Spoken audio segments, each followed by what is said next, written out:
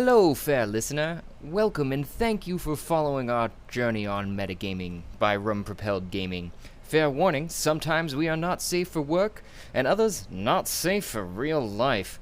Journey forth at your own risk. Now let's dive right back into Tarath through the campaign Alilopolis. I might have to leave early just because I work in the morning. Oh, it's understandable. I don't know how well we'll do on that, because I don't know how well we'll make it through this encounter tonight. I think we got a good bit of people that guys might survive.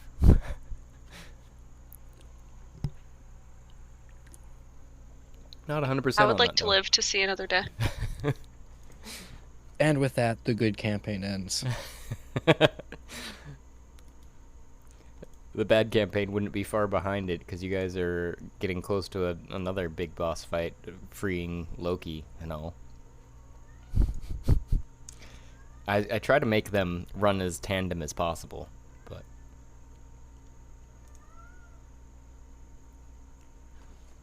whether or not we actually play one session or the other is always in question there.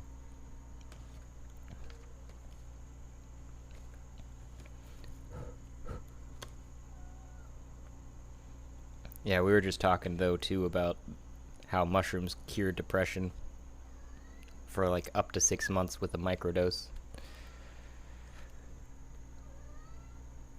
And I was going to lean into what you just said, Olivia, actually, before George was getting on there about it's just brain chemistry. I was watching a documentary on mushrooms. I love documentaries, but there's this one that's on Netflix. I forget exactly which one this one was. Is this the new one? I don't know if it is. I may have.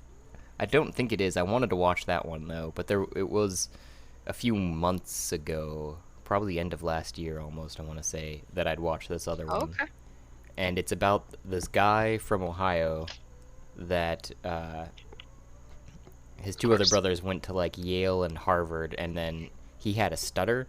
So this is Yeah, like I watched half of this. back in the 80s. Yeah, no, I know exactly what you're talking about. I watched half of it because I was really excited to learn about mushrooms, and it was very informative until the middle of it, and then he started like going off the rails of it wasn't informative anymore. Like I appreciated some of his stories, but it went away from science, and I was like, I watched this for science. Tell me about mushrooms, not your life experiences. Well, yeah, some of it was his life experiences with mushrooms, essentially, which is right. It wasn't very scientific because he spends a lot of time with mushrooms, which no one else does, is part of the problem, is what he was realizing after he delved so deep into the topic, because you can't find research papers about hidden things in the woods that no one's gone and found, essentially. Right. And and that's what we're finding out, is that some of these mushrooms were inherent to our lifestyles before we became settled agricultural creatures, and they almost not only were essential, but may have been a pivotal point in what created our brain as they are today. Yeah, yeah. So I remember that they were talking about how there's a theory that that psychedelic mushrooms actually encouraged the human brain to get bigger. Right, and which is why we like gained quote unquote intelligence, right, if you want to call it. Yeah. Yeah, I remember that part because I thought that was real interesting. Yeah, I thought that was super interesting, because we used to just hunt and gather, so we'd chase these animals around and find mushrooms in the leavings that their droppings, excrement, that we used to track them. And those particular mushrooms are the ones that are generally psychedelic. Mm-hmm. Yeah. Well, yeah. I really want to go. So there's the different one, like Change Your Mind, or the new one. I think it's called Change Your Mind or something like that. It's tracks not just mushrooms, but LSD research going on in Europe. Currently? Or Yes. Oh, I will have to watch. Yeah. I know I'd added it to my Because list. there's more stuff happening in Europe than there is here. I know that people are still like trying to get legislation changed so they can like make it easier to do studies on these, controlled substances. Right. But Well, I know in Amsterdam, mushrooms are legal along with the other stuff, pot, yeah. which is I mean, in Mexico, technically, it's legal to possess and to use. You just can't sell, right? yes, yeah. So, Yeah, that's what. That makes a predicament. right? How do you get them? Unless it's like, oh, I'm gonna give you some spores. They're not mushrooms yet. Well, if you just Yeah, I don't know. find it growing, technically nature did it. Yeah. Yeah, they're just trying to. Yeah, they want to decriminalize drugs basically, but they don't want to encourage or like give money to the cartels. Like that's the like I wish people would pick up on this angle. Like if this is the same with oil and gas as it is with illegal substances, right? If you just legalize all drugs, you will basically cut the legs off of the cartels in South America. Like you will nosedive the amount of violence happening in South America. I don't. And like migrants fleeing their homes to like come to the United States because it's not safe. The same thing with like if we can get off of oil, if we can stop buying oil from Middle East. Oh, and the other big one's opium. So if we stop like morphine, if you make heroin, if you make heroin legal, or if you find a synthetic to replace street heroin with, like you would completely cut the legs from under like Islamic terrorist groups. That get all their money from like opium, the poppy fields. Yeah. And that's our podcast on NPR. Yeah. Make drugs legal to stop terrorism. I don't know if if the cartel thing would work at this point. I don't think people understand how like terrifyingly like powerful the cartel is. Oh yeah, no. So a lot of these drug cartels in South America are like have their GDP is bigger than most countries. Yeah. Like they are, and every like on paper they are like at the top 10 countries in the world as far as like influence and money and like they have independent research labs that are on par or better than ours to like develop technology to help smuggle drugs better. Like they're insane. It's like, insane. Semi-submersible watercraft to like smuggle drugs, and they basically built submarines. Yeah. Like a bunch of ridiculous. So no, if you legalize drugs and you like dry up their market and you dry up their income, that would completely like cut the legs off from those organizations. And wouldn't those funds go back? Well, then, like, right, those funds would then just be transferred to whoever is selling, which would be back to the government, right? So then the government would have control over those items. Yeah, and you could tax it and regulate it. Yep. Is that a good thing? For us. Right? I feel like it makes sense. Yeah. I feel like it makes a lot of sense. Yeah, too much sense. Too much logic. Yep. Exactly. It makes too much sense. We can't have these nice things.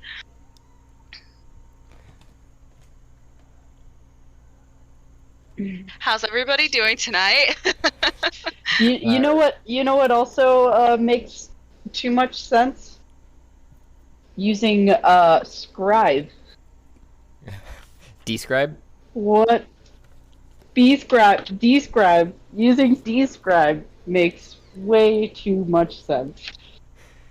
I don't even know what you're saying. It's a D&D.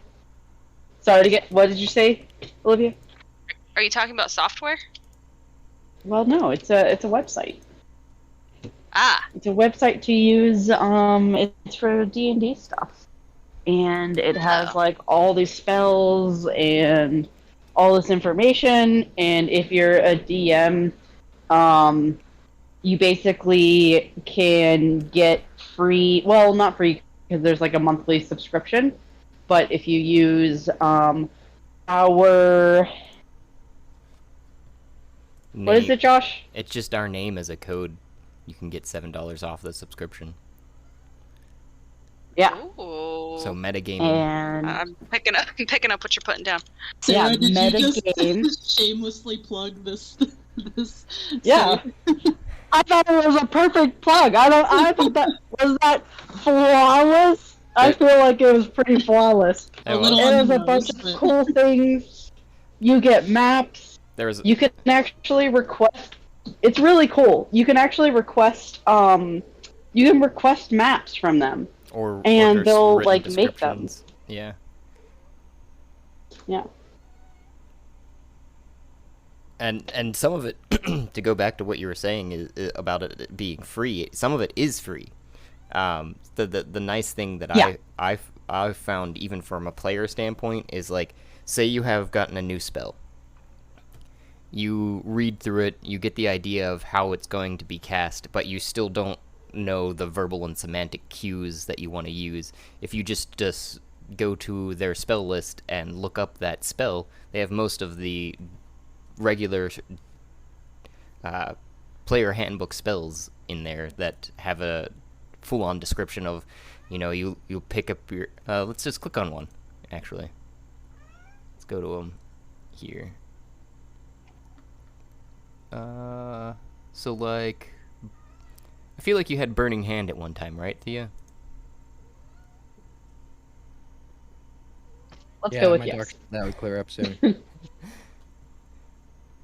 Yes. Sorry, I'm eating dinner and I'm trying not to be a pig and You're make good. a lot of mouth noises. You're good. I just was reading through the list and I was trying to find one that we've used before. And this one is Burning Hands. You fan out your hands, spreading your fingers, but remembering to keep your thumb connected, and flames roar forward in a great plane. They start inches from your fingertips and shoot over a dozen feet before vanishing into thin smoke. Oh, that's cool. I love a fire. Yeah, I don't know and if it's then accurate to what also. I'm- Oh, sorry. What was that, George? I don't know if it's accurate to what I'm imagining, but I imagine you start out with jazz hands and then you put your thumbs together and just fire shoots. It's like a lighter. You're like click, click, click. All my spells start out with just Here's hands. But yeah, and here's it's an also like an additional like additive. additional additive. Thank you. Additional cool part of it's describe, right? Yeah. D. Can you and spell then that, Josh? DSCRYB. Describe. And it's beautiful. Like all the artwork is super beautiful, and you just type it in, and everything is very pleasing to the eye. Oh, here's a good one that we use all the time. Mage Hand.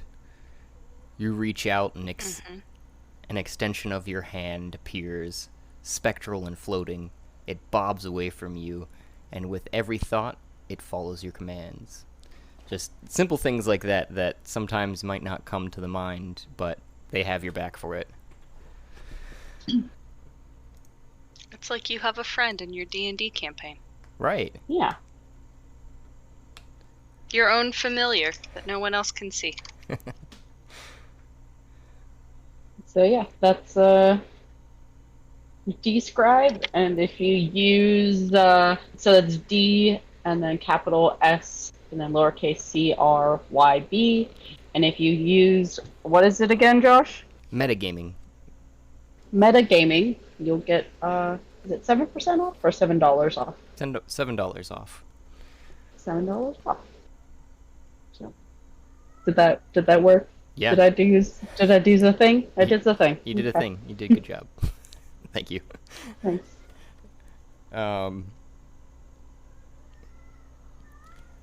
Still waiting on 2 others, I think, though, tonight. We got Johnny and Jesse still coming. And trust me, you will need them. I want to roleplay a little bit. Yeah? But I don't remember, like, where I know we were fighting stuff up here. Are we still in combat? Yes. Very Okay. much so. It looks like, Okay, though, then. surprisingly, the turn order had kind of gotten nixed. I think Astral's losing its touch here as they're getting close to their end. Something we can do in the meantime, too, if you... Me too. Sorry. Sorry. If you guys haven't gone on to Roll20 and registered there,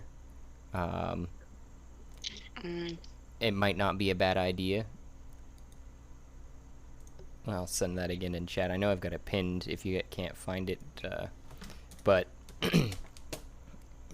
I do have the campaign started in there. I've got everybody's character tokens in, but I needed players other than George. You'd been able to get in, and I put yours in the your 2 characters, Frederick and Warren, in the startup menu there. So, like I was kind of mentioning, I think something's going to happen here slightly in short order of during the transition to kind of wrap it into the story. Oh, thank God they have the dark mode.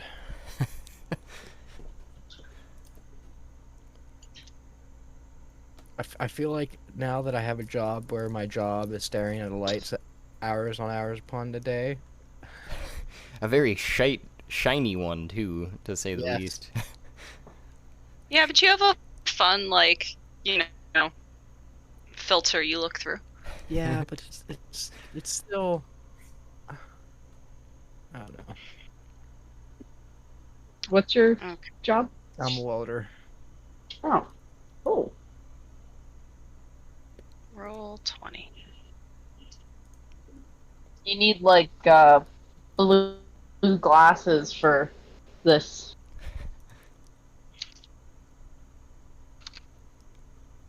To give your eyeballs a rest. Ocular strain is a real thing, and It is. a real thing. It totally is.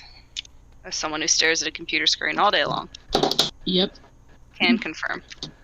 Mm-hmm. When I had a concussion a few years back, I had to go to the physical therapist where my ocular strain was like really bad and I couldn't move my eyes and stuff.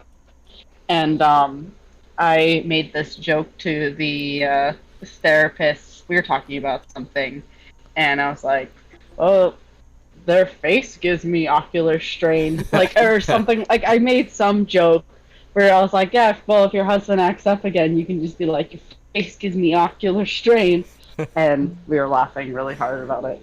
You need to remember that for a vicious mockery. Yeah, I will.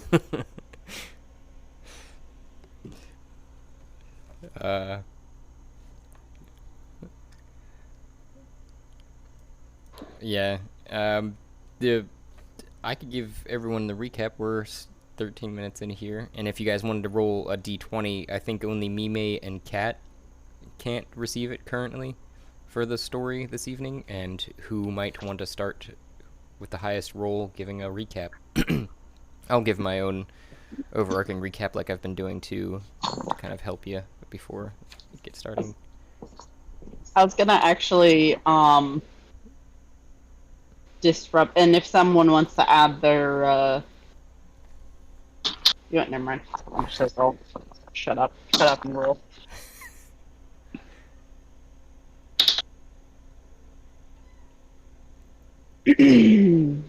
Josh, how have you played 591 hours? Oh, That's how long we played? where does it say that? It says you've been a member since 7/14/22. Hours played 591. On Astral? Created by. No, in Roll20. Huh. I'd believe it on Astral, but in Roll20 it seems strange. I did create it a while ago. on Roll20, because actually when I was deciding whether or not to go with Astral or Roll20, I created it in both first. But then I didn't... I wonder how many hours we played on Astral. A lot. 4 When did we- times 52, Not even... at least. 'cause Over 200. Yeah. Yeah, because each episode is about, like, I forget what it averaged now. It wasn't quite 3 hours, but I just kind of round up to 3 hours per episode. Mm-hmm. And then there were... We're coming up on 2 years of doing this. Yeah. Oh. That's a lot. And I was thinking about things we were going to be, and we need to go back and remember what we're doing and why we're doing this. Yeah, that's Are you the sure? recap. That's what the recaps are for. I try to throw in some of the older stuff from it as we go too. Or what are you thinking? Yeah.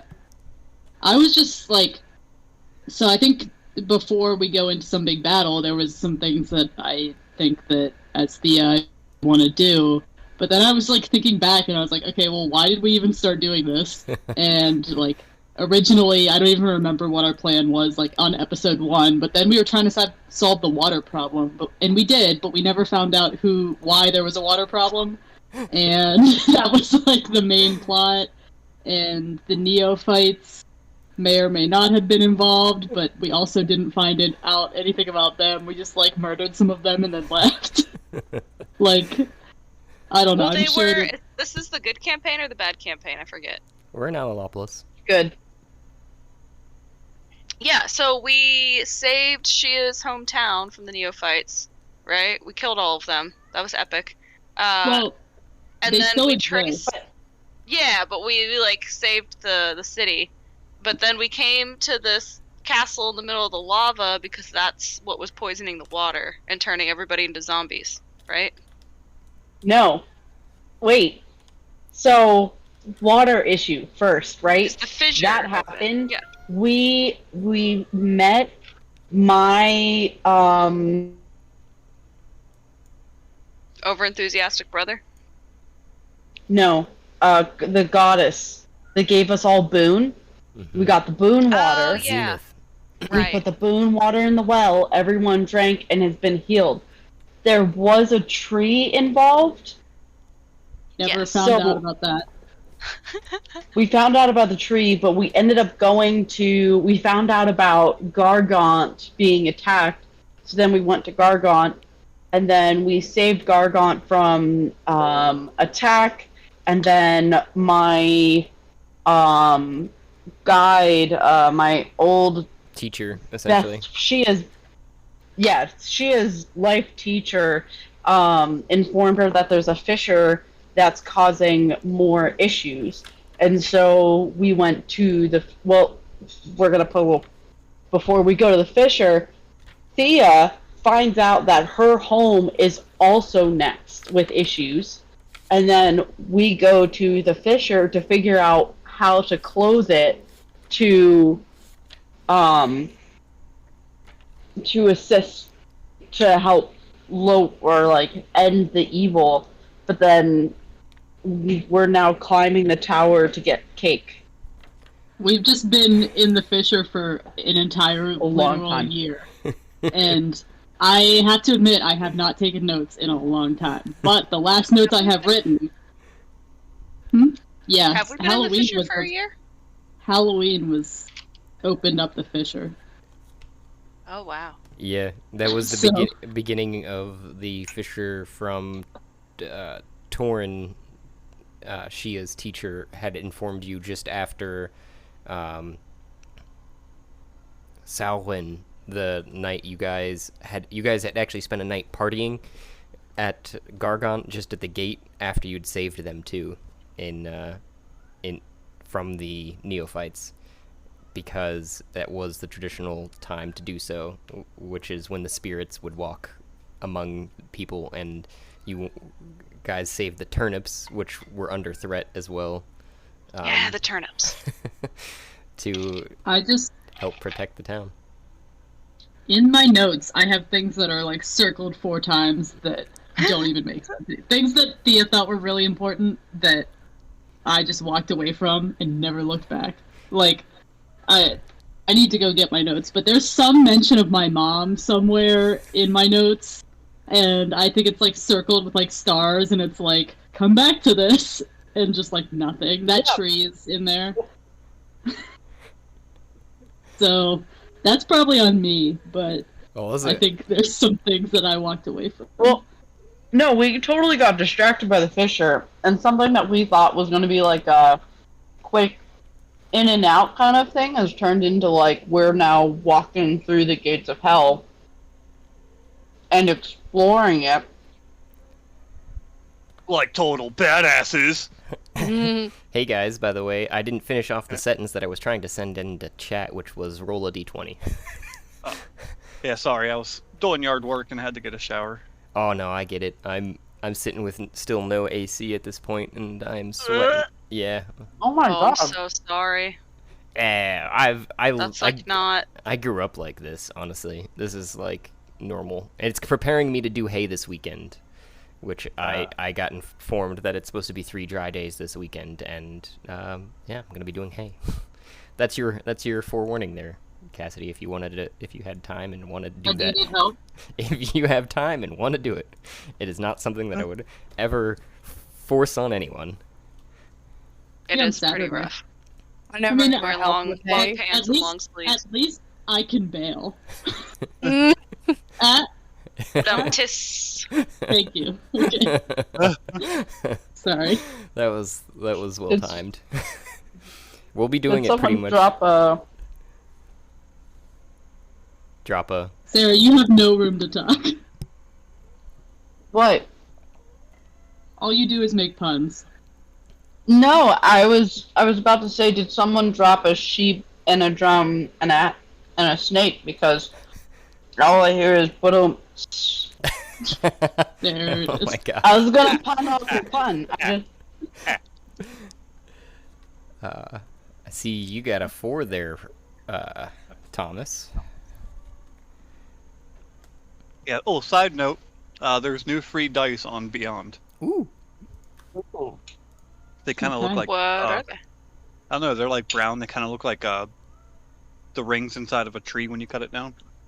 Ooh. Should it be at the their just beginning page then? Yeah, it was just right there at the front page there. Oh, okay. Yeah. As all of a sudden, Josh sees a bunch of new rolls. Oh yeah, the Dice of Flourishing. Yeah. 5th they look anniversary. pretty. Unbelievable flourishing dice. I'm also I not get seeing Mime's roll. Wait, I thought I couldn't roll. The D20. Oh yeah, my bad. That's why. Cat also doesn't need Yeah, to roll. that's why I didn't roll. Never mind. I didn't tell Cat, That's but cool. you don't need to roll either, Cat. Okay. Because you guys have done it this way around, and technically Nep just won the last one, and I was going to give it back to Nep, but he isn't here tonight either, so he'll be the next time. And it looks like Thomas is winning the story prompt for this evening. Don't sound so excited. Which is, it's going to be very vague. It's what I base my characters off of vague, so I like that. perfect. A time you're walking up a set of stairs.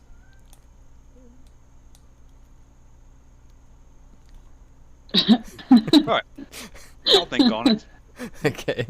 Time you're walking up a set of Right stairs. now. That's beautiful. I like that. And Right now in the tower. why why that would be pertinent and flashbacky would be up to you. So we're Such interesting questions arise, like, do you walk on stairs or do you climb stairs? I think it depends on how steep the stairs are.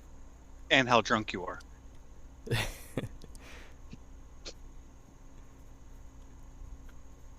And we did a pretty good recap there, guys. Thanks for that, Chia, Mime, and Thea, of where we're at and what we're doing. But essentially, you went through the fact that you started off in.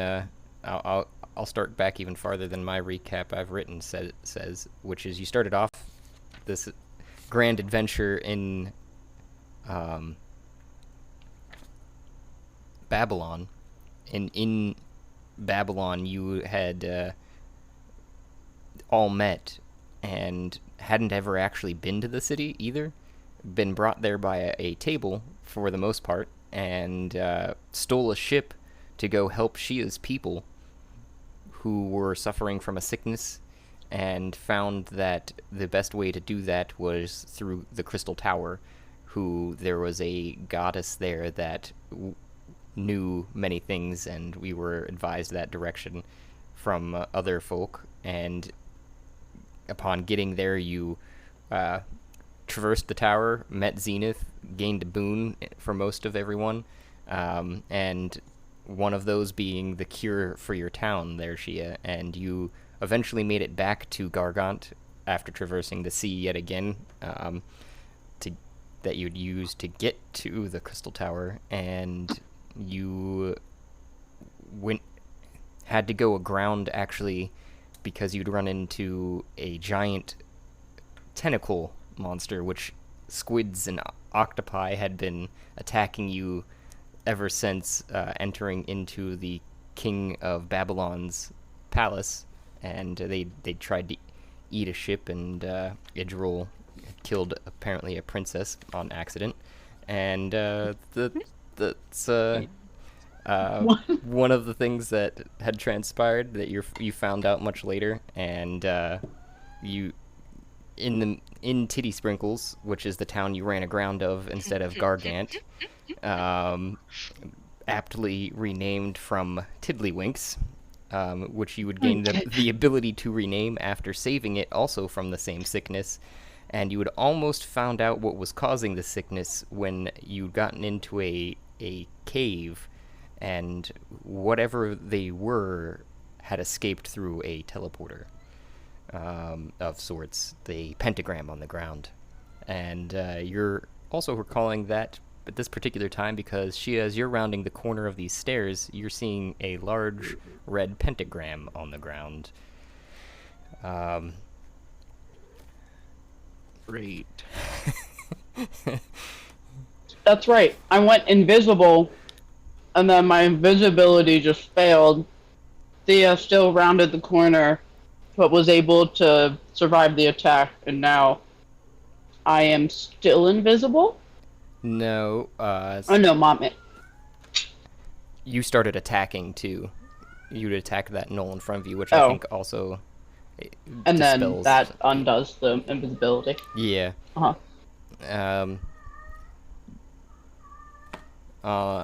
Other than that overarching recap, I had written a little bit of what had just happened, which was, hitherto, the adventures known as the Rum Rollers finally regrouped. Shia and Zeph have escaped imprisonment. Shia's second time being imprisoned in the lava tower. Now the Rum Rollers found themselves on the second floor with a task given to them,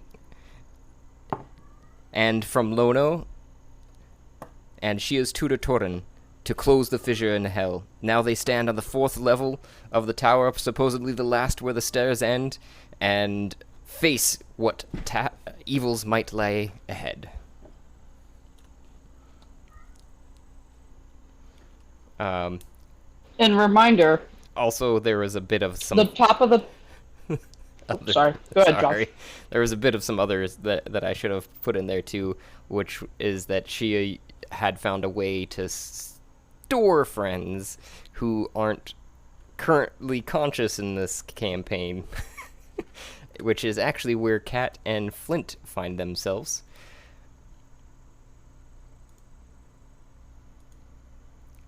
On the deck, or in the cabin of a ship called Adune, which neither of them are familiar with.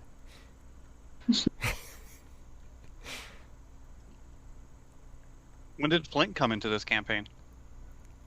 In front of the town Gargant at the time when everyone was fighting the neophytes during Salheim. Oh, Hamilton. Hamilton? Yeah, Thomas 'cause I'm Hamilton. Yeah, he did say Flint. You're right. Did I? Or did... hmm Oh, my bad.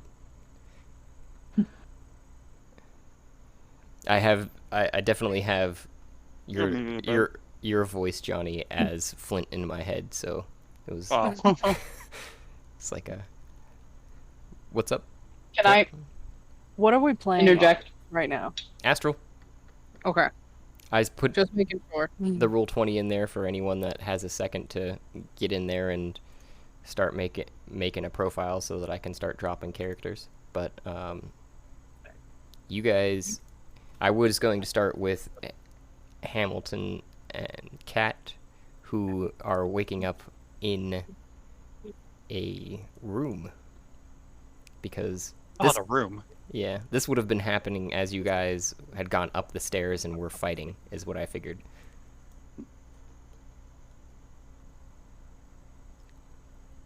A very nice, lavish room, all wooden walls. It's kind of swaying and rocking a little bit, actually, too. You said we're on the ship Adune? Should be. Is this the ship that I'm in love with? Correct. Kat was there, that's right. Yeah, Kat was there. I was not. Correct. Yeah. Are you guys actually there? Because I'm looking back at the map now, and I'm not seeing you guys. I'm here. Can you see us moving? Let me see if I put you in the right place. Yeah, I just walked out of a room with Hamilton on the floor. Oh, Yeah, okay, the room great. I was in said Mame, and I think there was a rug. I hope that was a rug, not Great. a giant animal. It looks like someone spilled some like mint chocolate chip ice cream. Hmm. Like a lot of it. When in doubt, Oh. taste it. Yeah. You, right? Yeah. So yeah, you guys are awake. You don't see your friends in the general, what looks like a gathering space. Do we hear anything? No. You hear, actually, sorry, you do hear a whooshing of what sounds like waves from the outside. I see Kat, you're running around Mm-hmm. with your little Checking everything claws. on my beloved ship. Well, at least I'm not alone here. Hi, Cat. Bagok. We're on the ship. Are you I projecting thought we was on a ship. It felt familiar. It's been a while. any of this through the torque there, Kat? Yeah.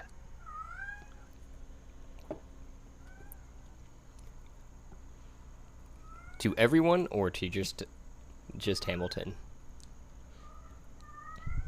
I think in general, I would just kind of like do it to everyone to kind of like obnoxiously think everybody wants to hear what I have to say.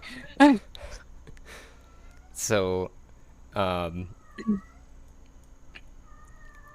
to elaborate, you guys are getting at Shia, Thea, and Frederick and Mime are getting to the top of the stairs and just fighting off the having just fought off the zombies, and you hear Kat across to your torques waking up. I want to go to the deck. Yeah. One moment. Yeah.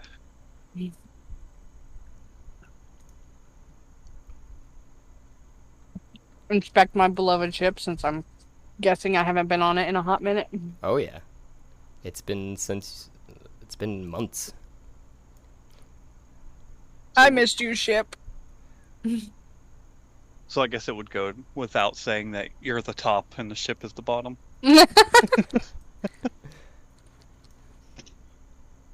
I mean, I might be crushed if you put the ship on top. Yeah, that's what I was I getting say at. logistically, I feel like that works better. Some people might say worth it to that situation. They might. Woo. There we go. That's technically the top of the deck. I grabbed. There we go.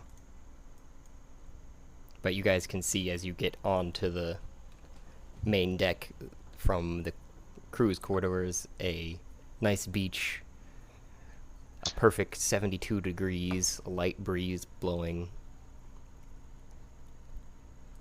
and off in the distance what looks like, amidst the clouds, a glassy sheen. You'd also walked past a note you'd seen just inside on the table after waking up that said, note from Shia. Actually, didn't you say you put it on their chests?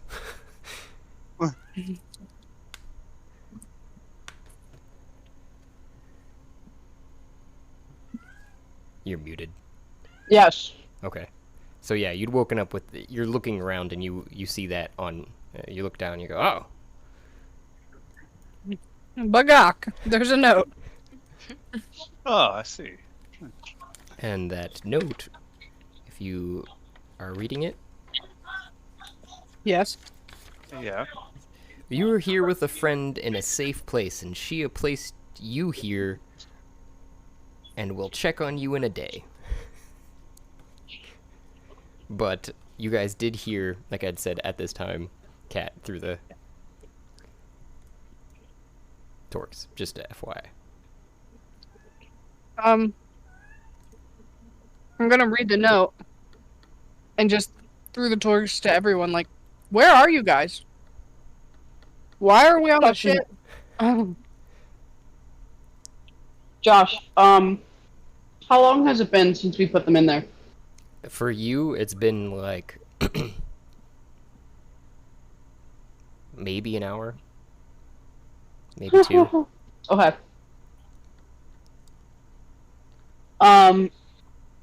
Shia responds with, oh, you guys were, unconscious after, some activities. Currently fighting. I'll get you soon. Well, that doesn't sound good. That's unfortunate. And it looks like the initiatives from last time hadn't stuck, like I was saying. So if everyone wants to roll me initiative, that would be Thea, Mime, and Shia. And That's I'll all. re-roll all of. 20? Technically, Kat and Hamilton, you can roll initiative now. But What about you guys, Warren? Warren's Or- not here. Frederick is here. Sorry, yeah. Wrong campaign. Did I not say Frederick the first time? I was looking at Frederick. Yeah, That's a lot of initiative. initiatives. I'm pretty sure I need to roll initiative, don't I? Yes, you do. Oh shit! Oh, wait a second. That's not it. Don't accept that got number. 2. If No, you roll no a 20 with three. these new dice, they like glow and pulsate with blue lines. Beautiful. Pulsate.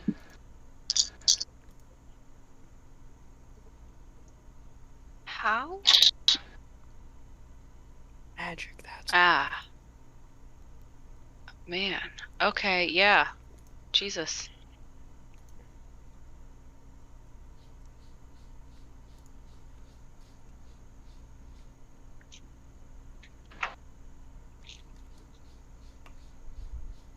You got a 22? Is that what that is? Yeah. Okay. Yeah. Nice. Hey, me too. Me 22. Ah. I'm I sad. got a 2. Rock, paper, scissors. That's a lot of 2s. No. Ladies first. Well, this is gonna be awkward because Mimi I'm is no lady. not a lady. As player to player.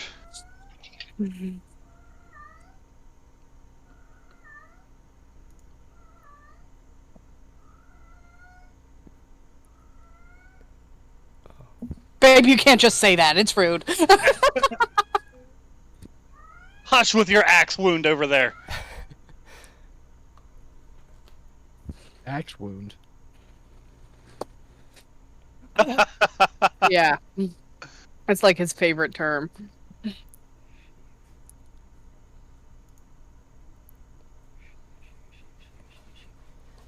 Where is... There we go.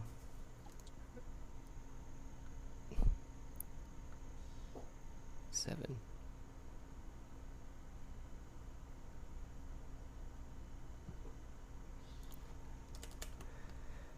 Making sure I get everybody else in there right. I see the, gotta get the in there still. I did like, if you guys haven't been playing with some of the Roll20, I did like how some of the rolls appear in there in the chat. The one thing I will say that's unfortunate is that you can't delete individual items. I can only delete the whole chat. What? Yeah, that was one It's drawback very strange. I'd seen.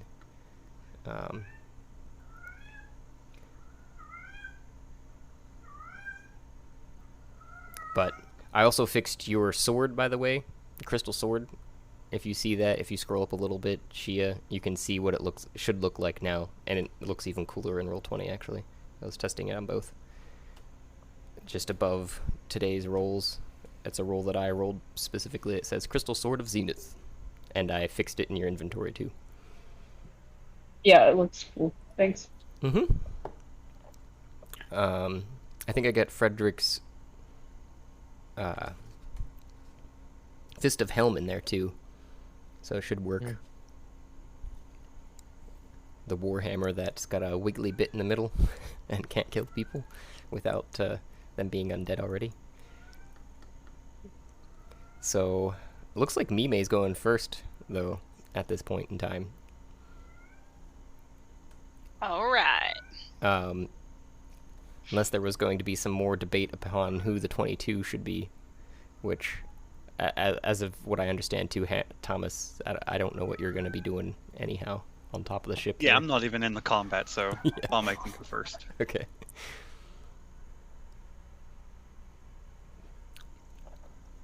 Mime, what you doing? Well, so we're in combat, but You see around the corner of the stairs, at least I see so three far, gnolls. 3 gnolls, correct. A yeah, red so, carpet that does seems it to look be like going through the whole chamber. does it look like The chamber itself is also over 20 feet high. It's all well-worked stone. What else were you looking for? is Shia having a decent time? Does it look like Shia's kicking No 4's ass? Oh yeah. Okay, so then I'm gonna turn my attention to the 2 gnolls over here. To So your what left. exactly is a gnoll? You're seeing a humanoid-sized, so bigger than you, full medium-sized creature, that are jaguar hyenas in their ancestry, and otherwise they have small weaponry and light leather worked armor. They seem to be sophisticated, but otherwise they make very unsophisticated sounds of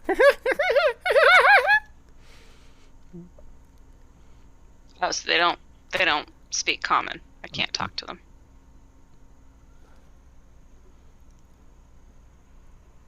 I mean, I don't know what about that you didn't understand. It was pretty clear to me. I don't. Okay.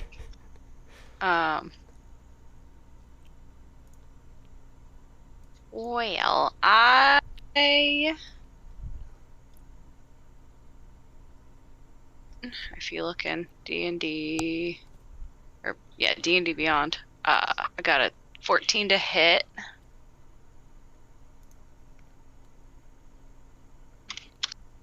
I'm gonna try to attack Knoll 3 with my spiritual weapon. Oh, okay.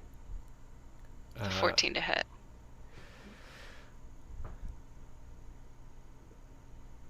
That would just miss.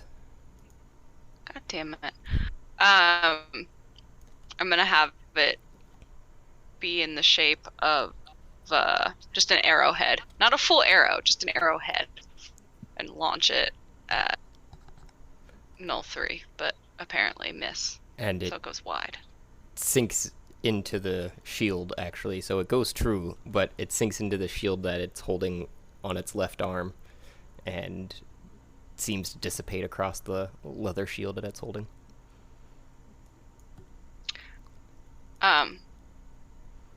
Because then I have a bonus action that says I can move the weapon up to 20 feet and repeat the action against a creature within 5 feet of it. So I was going to use it to, I guess it'll dislodge itself and go to attack the other Knoll. Okay. That one.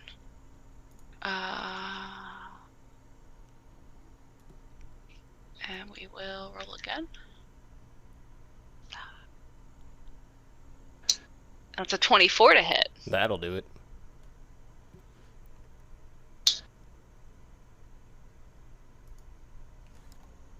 Cool.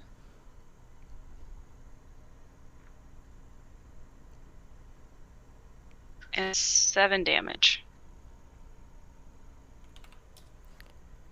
That's what that does, if you want to describe it.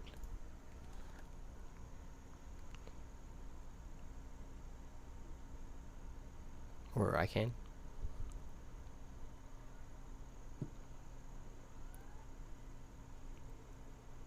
Maybe.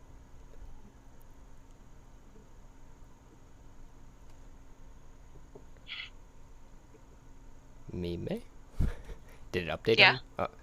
I'd asked if you wanted me to describe it, and I'd showed you what the updated health would look like. Oh yeah, you can describe it. Okay. Yeah, I asked about moving. I must have been, I don't know what happened there. Going back to an old episode title, zoned out. You hit the shield of the first, and as it dissipated on top of it, the sparks flew off to either side, circled around the shield, forming back into the spearhead, or the arrowhead, sorry, and flew straight to the right of that impact and into trying to hit the head of the second knoll that's over there, and takes off its ear, and it's just yay. Hit. Van Gogh over here. All right. So can I move still or no? Yes. Okay. So I'm going to move back into the stairwell and get out of the way of the doorway. But try to protect myself from the next Sure. go for cover. I'm going to duck out for cover. That's my turn. Gotta keep that cleric safe so they can keep healing people.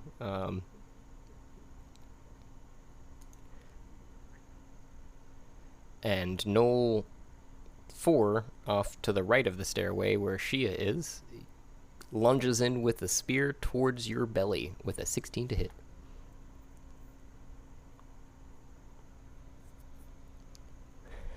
Oh, it's what?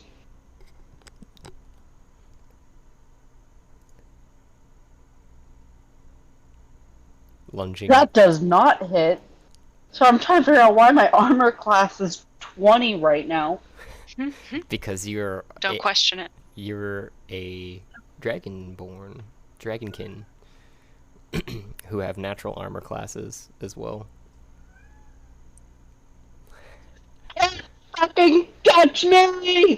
Yeah, no, that shit misses. So Dude, that's insane! you're also Sorry. wearing something, I thought, but nothing that I can remember. Also, is the character within 10 feet of me? 10 Sorry. feet of you? No, 5, no. 10, 15, 20. Okay. So, either which way, it strikes forward with the spear and goes into the gut, like I'd mentioned, and you turn off to the side just in time as the spear sails off to the left, and it pulls it back, and you just shift your weight back into place. Like, is that it? And out in the distance, you guys hear in the larger chamber some whispering through the clatter of the... It is loud whispering, mind you, but it seems to be with purpose, almost as if someone's casting a spell. Oh, man. I don't like that. Thea, you're on deck, and with that, actually, it is your turn. Whispering with a purpose. Which direction is that coming from? On the other side of the stairwell, opposite. So outside of the stairwell, to exit it, you have to go north, but the sound is kind of echoing off of that back wall, so you're assuming it's coming from the north or the south, the farthest south portion of the chamber. Because the wall... I'm peeking my head around this corner, looking in both directions. Seeing a gnoll that she is fighting to the right, and 2 gnolls to the left. Okay, I'm more like leaning outside this door, because I think last time I got attacked. So, I'm just like peeking, and...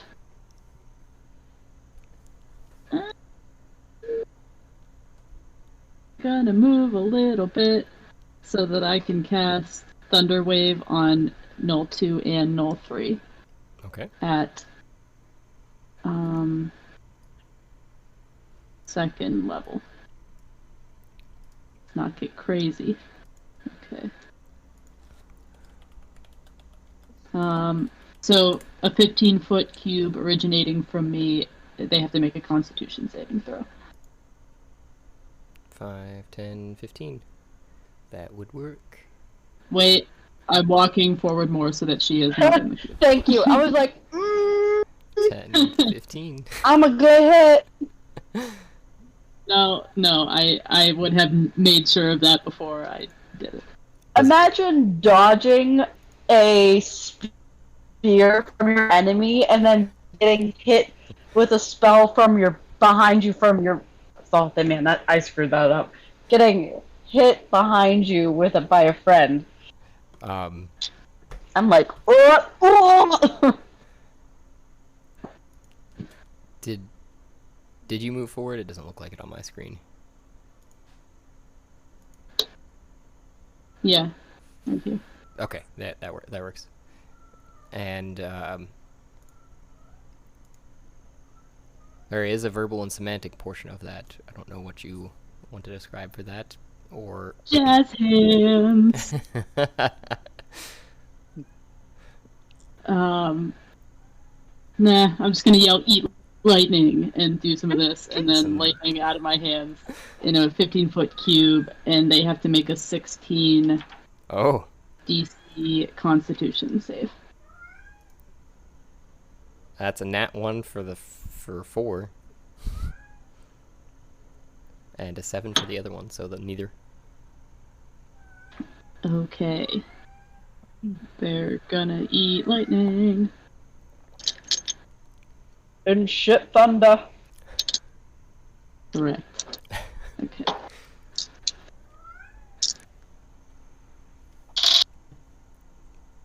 Ooh, that's a good one. 20 points of lightning damage. Ooh. Thunder damage. Yeah, Damage that is. thunder damage, technically. So you told him to eat lightning, but this is Thunder Wave. So you actually have wiggled your fingers and broke the sound barrier. And we're going to use Describe. An explosion of raw sound blasts from your extended hand, the shockwave rippling through the air with a concussive force that hurls small objects into an unlucky creature within the incantation's area of effect. And they get pushed 10 feet away from me. So you wiggle your fingers and essentially. Hmm. 10 feet, you say? Yep. I see that. 5, 10. In a straight line, or away from you? I guess the just spell's away effect. from me. Yeah. So it would be kind of like this, I would assume, at least. More of a diagonal in this particular case.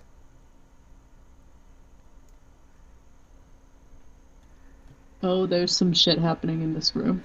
So you've rounded the corner, Thea, and you see a large gold altar just behind the stairway to the south that looks like two creatures that you vaguely recognize. They were looking fairly worse for the wear with their but still somehow pristine in their attire.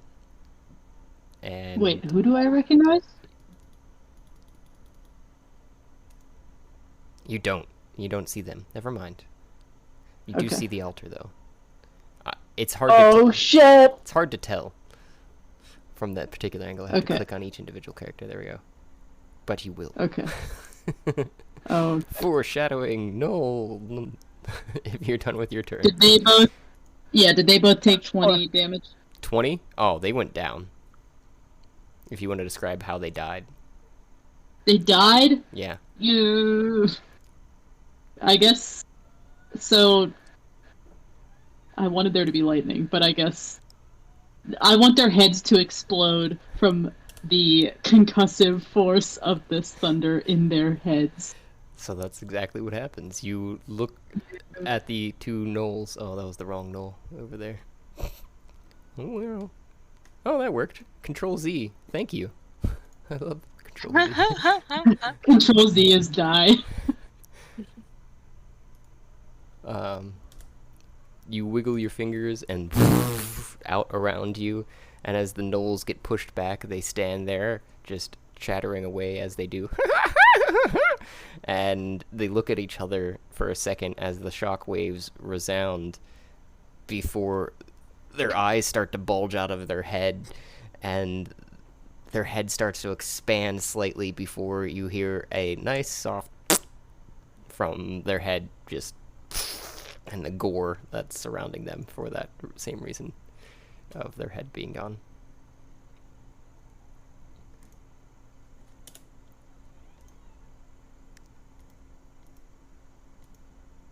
I need to Stand My my shit back to together. this wall.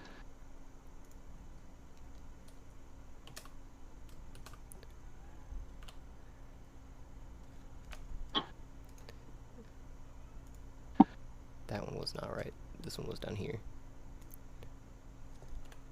There we go. And then it is another Noel's turn, who is over by Shia, and 5, 10, 15 runs up just after the first one, tries to strike her with a spear, and tries to strike on the other side with another spear. With a 24 to hit. They are not playing around. Oh, come on. Yeah, that hits. That's Who's that? Shia. Crit hit. Yeah. And she is not. What she is armor class? 20. Okay, it wouldn't matter anyway. You would take 12 piercing since the crit. Since you dodged the first one, you went right into the second one, essentially, as it comes around the side and just nicks in between two of your scales and rips off some more as it goes along, grazing your side. There, Shia.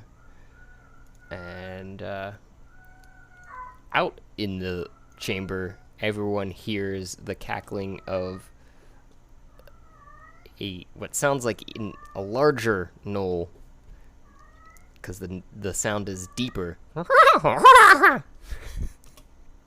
And sounds like a command to the other ones to not give up. I don't think anybody's nobody's in range of it though, so it doesn't do anything. And it just sounds like it's making commands and demands. And there's some more whispering, but this one doesn't seem like as a spell, more like towards some other individuals, and it is Shia's turn. Shia is hurting. Not like hurt, but hurting. And Long rest at some point. Should have done it before. yeah, we definitely need to rest. Well, we're not. I think the fight is happening. This is it. So Yeah, she is things going happen. to Disengage and summon her friends? son of a bitch.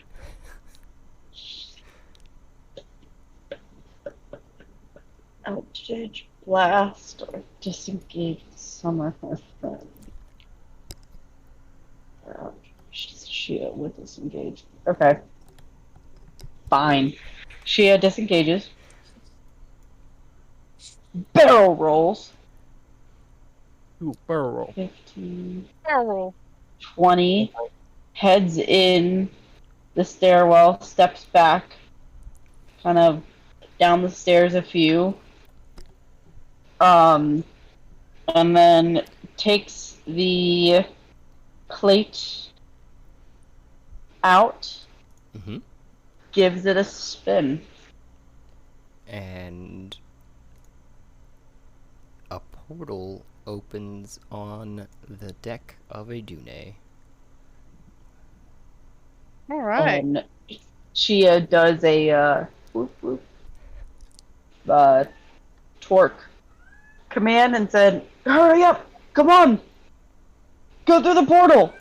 And you guys hear that, not through your torques, Thomas and Kat, you hear it through the portal. I flap my wings and leap through the portal. Did you roll for me, Okay. initiative? I seen Did I- Hamilton's. I seen Hamilton's, but I did not see Kat's. What am I rolling? Initiative. An initiative? Yes. Oh, I got a 20. Not natural. Wait, Oh. they're coming to help us? Dun dun dun! Instead of us escaping? The cavalry has arrived.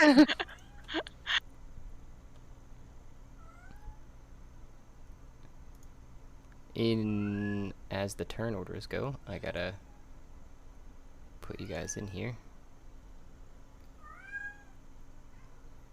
From map. I wonder if that works. I got a question. Yeah, shoot. Oh yeah, it does work. I don't remember. I feel like your armor class from wearing armor can only be a maximum of 20. Is that correct? From wearing armor? Yeah, I think that's correct. Just normal armor, you can only get up to a maximum of 20. Yeah, there are things to get you past it though. I was gonna say, does magical items do you push that past? Yep, you can do that. So now that Shia has come within a 10-foot range of Frederick, she now feels even more tanky. Even more. Unless I'm reading. Oh, how I you see what you're wrote saying. the- I see what you were asking. Yeah, yeah. So being within the range of Hamilton, Frederick, I was looking at Hamilton. You feel a sense of security wash over you, Shia, having been out of it. The same with Mime, and I think Thea stepped back in there too. No, Thea stayed outside. That's right. Okay. But And then it's an additional awesome. +2. Is that what I wrote? Yep. To your AC, while inside of a 10-foot radius of Frederick. Okay. Um, My armor It class busts is and now takes punishment. 22. Wait. I'm gonna cast a bonus action. oh, I thought that was your bonus action, because disengage is an action. Otherwise, they would have both had an opportunity to attack. Okay. Never mind. Looks like we've got 2 other creatures, and then Frederick's on deck. And then we'll be back up to Mime.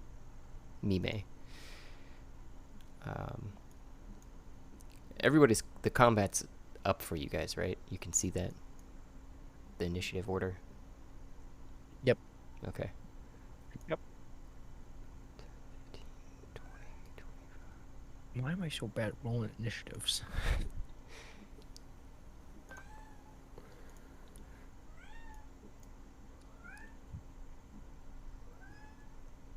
More chanting and magicalness resounds from the chamber. It seems to be getting louder. The whispers are turning into more of a guttural sound that almost seems like a chanting of sorts. And it is Frederick's turn. Oh, good. Wanna move into this? Into the fray. Huh. Okay, so You walk out of the spiral staircase and see to your right there are 2 gnolls, and what's come around the corner to your vision now as well is a very angry-looking individual with a scimitar and very askew long white locks and a pinched mien or expression. I'm gonna run up to these gnolls, and I'm going to swing at the first one. And I'm doing this two-handed because I think, a nat 1 really. That's still a 12? I have a plus 11 with this hammer. That's it. Hell yeah.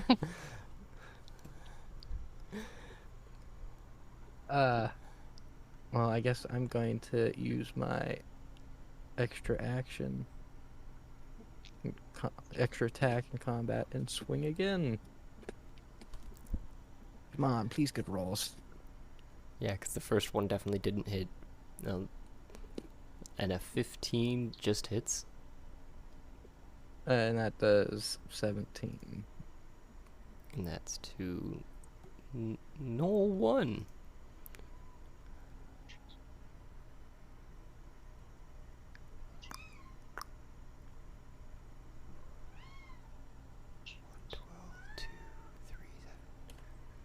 And you knock it upside the head, nearly unconscious. You see its eyes dazed.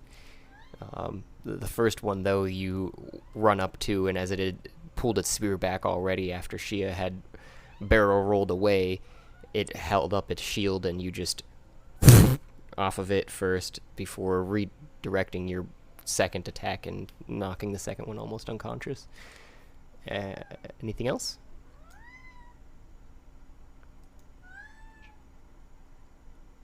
I'm guessing no. No, wait, I need to... As my bonus action, I'm going to transform my gauntlet into my shield. Ah.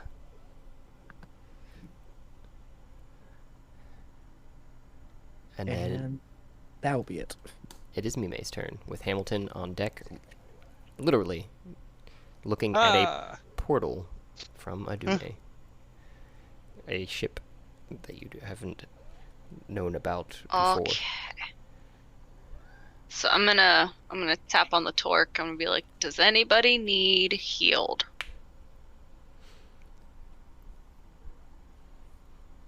Crickets. Shia goes, I could use some healing.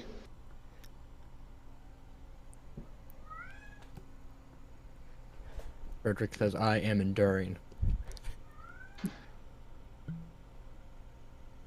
Cool story, bro. Okay. I could attack or I could heal. Attack. Okay. I'll be Just fine. figured I wanted to ask before I, ran out guns a-blazing. Okay, so I'm gonna enter the room again. It looks like the gnolls to the right are taken care of. To the right, Frederick is facing off of. Sorry, the left. To the My bad. left, The left. The left is taken care of. to the left, Thea is facing a. What do you see from your angle? A set of headless gnoll corpses, correct? Yeah. And weird purple fire and a dead human, and I can Yeah. see the edge of red. That is Whatever. something I haven't described fully yet, but yeah, the purple fire that you mentioned seems to be more of a mist at this particular point in the air that's forming. Mm. Wonderful. How scary does the gaunt human look? To your right, you just see through Frederick's legs a purple dressed figure. They do look human. Other than being very angry, you're looking just past his waist. You can kind of, and the knolls that he's facing off of, you can kind of see the face that is very pinched and aggressive. So he looks scary. Very angry at the very least, and in a purple plate mail of sorts. Mm.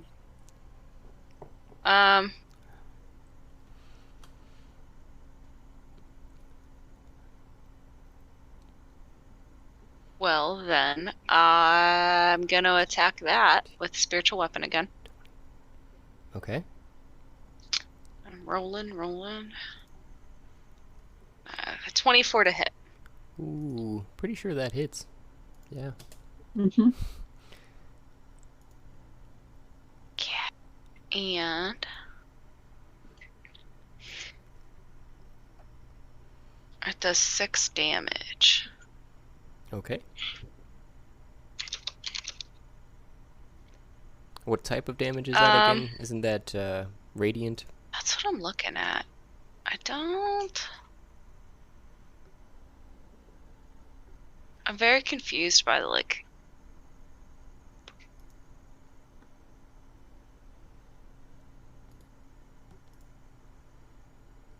The wording. Oh. Takes force damage. No, there's like this weird symbol, force. Yep. It's force damage. Okay.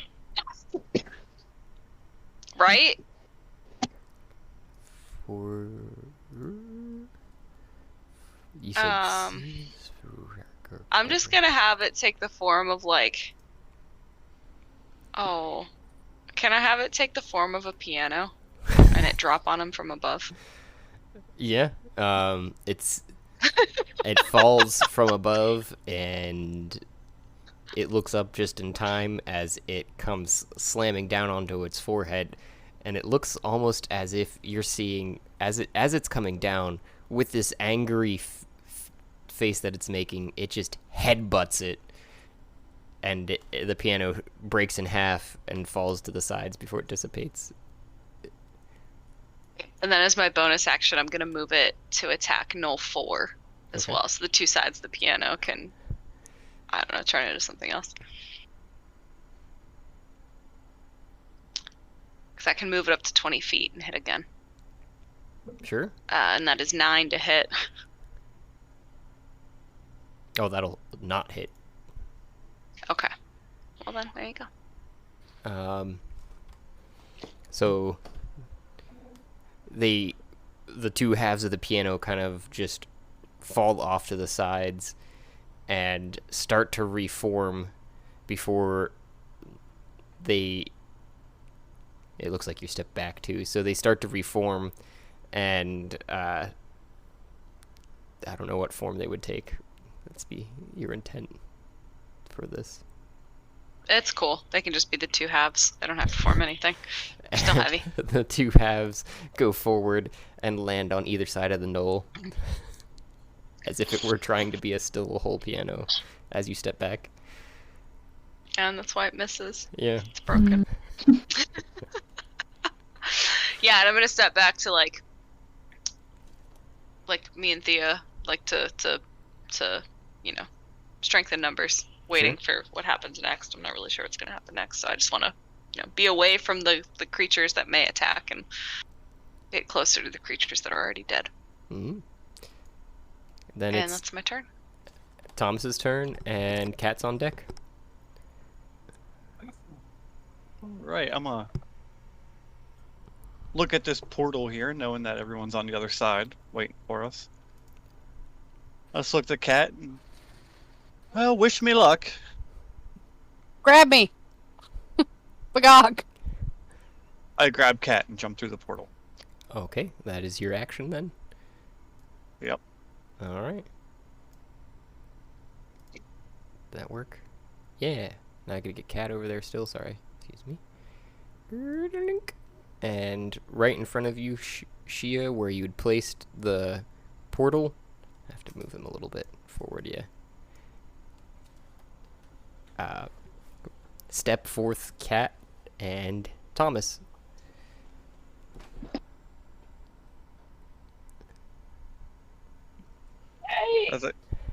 As I come out of the portal, I'm just like, oh, I feel sick. Oh. And under you guys, you see just at your feet, rolling on the floor, just as if it had been spinning and it's now settling, a plate. Oh. Oh wait, no. Dinner plate? We did describe how that should be picked up, but I think the portal's still there. Sorry. Never mind.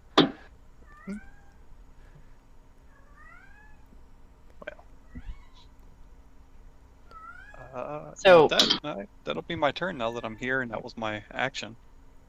Talking is a free action if you wanted to get caught up or figure out where you need to go next, because it is Cat's turn next. Like, okay, we're here now. Where is exactly here? Goes, we're in the tower, the same place where you guys were. We're just up a floor. Oh, okay. We're fighting a bunch of gnolls. Oh, ooh, that's a portal. Mm-hmm. Sorry, Oh, let me put that's that a back in better my portal. pocket. Can we see the zombies that you are fighting? So it's not zombies, but it's gnolls. Oh, sorry. I think you were asking Josh. No, they were asking you. Yeah. Okay. They're just outside. I'll take one step out the door, like, I don't know, I don't see anything. Oh god, there they are! Why is the freaking named cat blowing? Whatever one is closest. Whatever knoll is closest. I'm just gonna hop up on the top of Hamilton's head and, wait, is it my turn? If you were done with yours, Hamilton. I know you had some more movement technically to you, but... Nah. Well, I do have two-handed fight. So my rifle is technically a two-handed weapon, so that, yeah, I can't. Yeah, you could use it if you had used a... Yeah, no, I see what you're asking now. You did have a secondary attack, but you haven't attacked. You used your action to pick up Cat. Yeah. I don't have a secondary attack with this character. Ah. Yeah, I just have two-handed fighting, which does me nothing now, because my rifle is boom boom. Mm-hmm. Yeah, that'll be my turn. Okay, Cat. You're on top of... I keep switching between Thomas and Hamilton, but Thomas Hamilton's head. Yeah, all the same person. Yep. Yeah, so whichever knoll is closest within sight of us, gonna jump up onto Hamilton's head, take aim at it, and use Firebolt. Guess the knoll number 1, and you begok it into existence, I'm assuming? Yes, I let out a very loud bagok. Oh, 11. That does not hit. Damn. And your shot goes wide and lands just around the corner of the rounded staircase that you guys just had stepped out of, on the carpet, singeing it. Just singeing it. It seems like now there are some small embers, but nothing is taken from a flame standpoint. You could roll some damage, actually, and I could decide more of that. Okay, okay.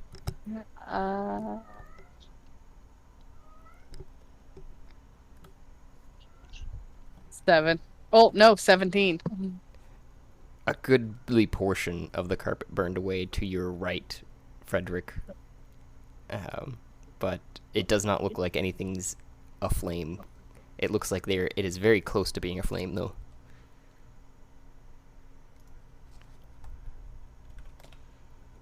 Any other actions there? Bonus or movement? I don't really think I can do anything else. Okay. Yeah, I think that's just gonna be it, and I'm just gonna continue to cling to Hamilton's head. Ooh, that's really big.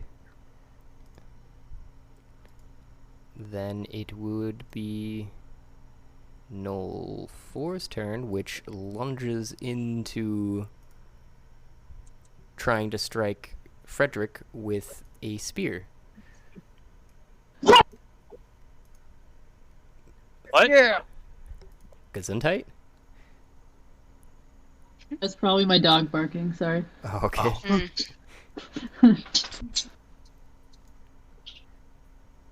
Does that hit? No. What was it? I'm editing the map. It's a 6. Oh.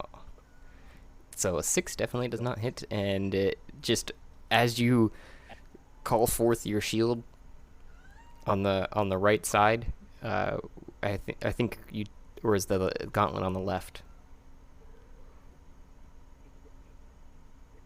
that you'd called forth the shield? I would say it would be on the left. Okay, so on the left side where you called the gauntlet into a shield, you just put it into place in front of you and take the spear right on the front of it, and the haft it buries pretty deep in there before the knoll pulls it back.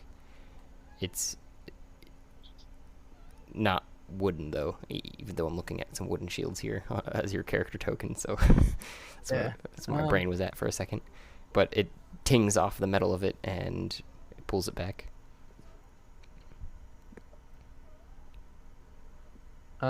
I got a question about my shield. When it transforms, is it like a poof, or is it more of like a morph? Okay. That's what I've been imagining, at least, because it's like you press a button on it. I think I have Autobot transform. Yeah, and then it turns from a gauntlet and reforges itself almost in the spot. Cool.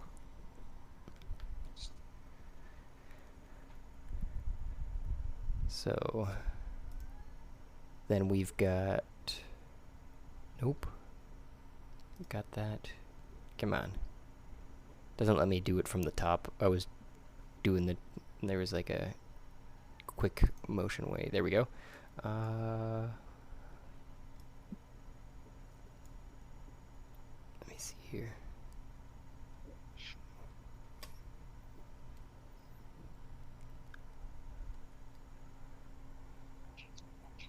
Oh. Yeah. So one of the chantings lessens, but the purple mist that Thea, Mime, Frederick, Hamilton, and Kat are both now seeing off to the sides is still thickening. And Mime, actually Thea, you hear off in the distance, a 13 hit. Me? Yes. No. And then, twack, right at your feet, an arrow springs forth.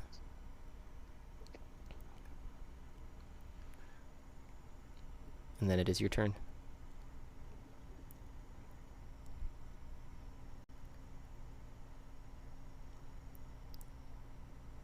Thea.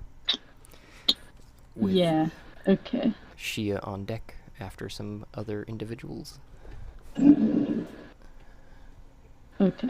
Let me math here.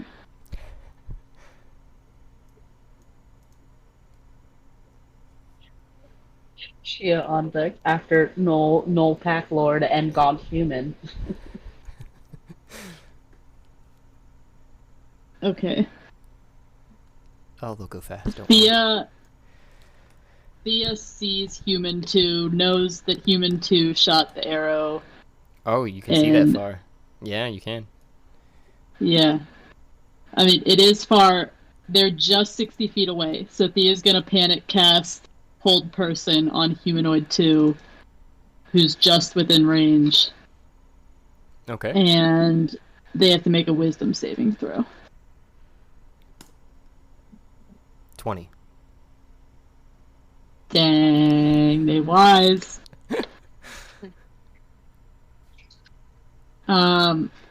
Is the mist?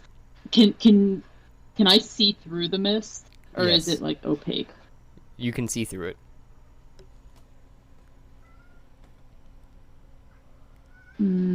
To the columns that are marching down to either side of the chamber. That are also look like Okay. worked stone. And I guess you can Okay. see too, in your case, being the person where you're at now. Yeah. And the distance that you're looking, what looks like sacks of gold and a singular gold column and some chandeliers of gold workings on the ceiling, along with the gold altar. And, well, I have neglected to mention some smaller plantings of what looks like cherry blossoms in their infancy in gold planters. Wait, cherry blossoms? Mm-hmm. I was wondering. Does Humanoid 2 look familiar? Is that what you were gonna tell me? They do. There was another one that I was thinking of, but they do, in their armor set and their hair and just their general aggressive looking nature. They spark a memory of being in a cave and having fought off zombies in Titty Sprinkles. After which you would spring open a... Yeah. Yep. I remember that, and I have magic cherry blossoms in my pocket right now. But I'm dumb and I don't remember. Okay. I miss on that Hold Person. Mm-hmm. You have a verbal and a semantic portion to that. I'm assuming you're kind of doing the I don't know. What are you doing? I'm just making a fart tongue noise. Like an immature child that I am. And it misses anyway, so I'm gonna creep along the wall though for my movement. Mm-hmm. Like clearly I'm still in their sight, so this is probably a bad idea. But is there any way I can make a medicine check on this dead corpse? Like, how did they die? Why did they die? How old? What is happening right here? Yeah, I'll let that go as a bonus action for now. You kind of it wouldn't be very in depth because it doesn't look like you get up on them either. You're standing behind a column and are looking around the column to this corpse that's a good 10 feet away from you.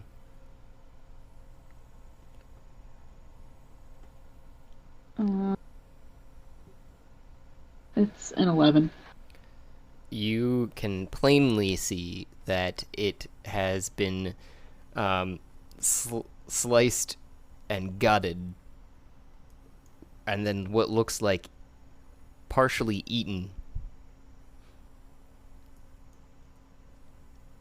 By in the neck. The neck was definitely what killed it. It almost looks like the head has been pulled off of the body before they started eviscerating and eating the inside of the corpse, whatever they were. Yummy.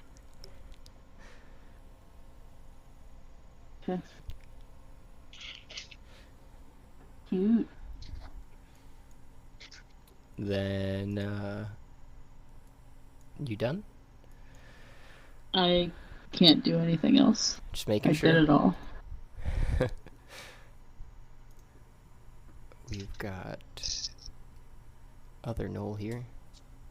In front of Frederick, the second one, or rather Knoll 1, that attempts to make another stab, but off to the side with a 5 to hit, and just strikes your armor, and you stare at it.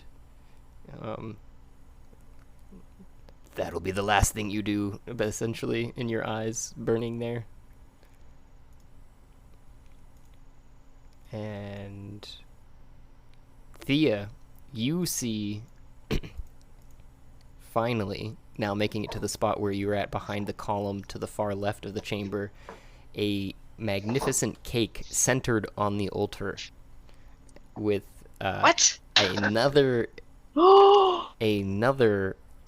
gaunt humanoid figure standing in front of it. Looks like it's placed it in front of a larger Knoll whose muzzle is most evidently covered in gore and viscera, and is trying to eat this particular cake when you've gotten to that point, but it doesn't seem to be able to.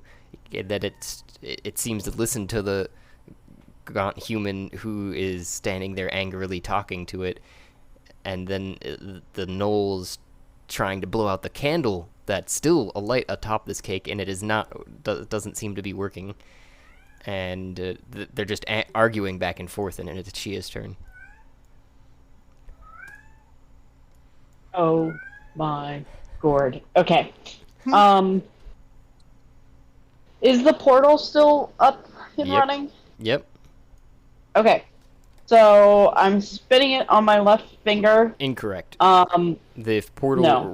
Remember, I had to think back to. oh, it like floats up, right? Yeah, you set it in the air, and then it forms into a full person size, essentially.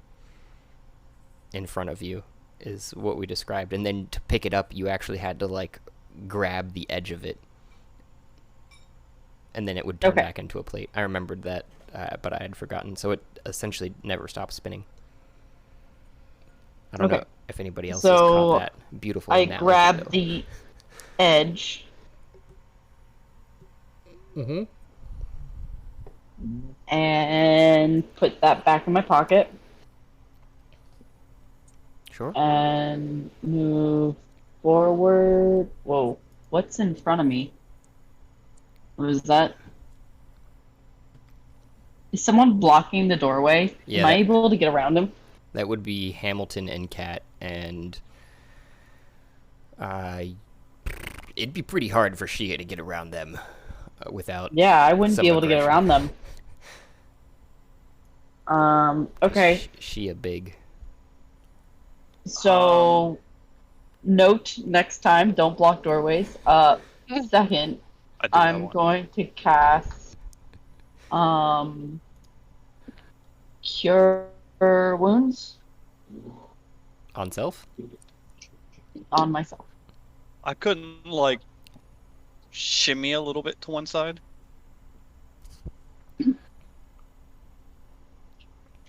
There could be some like shoulder angling, when you're in a packed crowd and you're basically touching, but you just kind of turn sideways.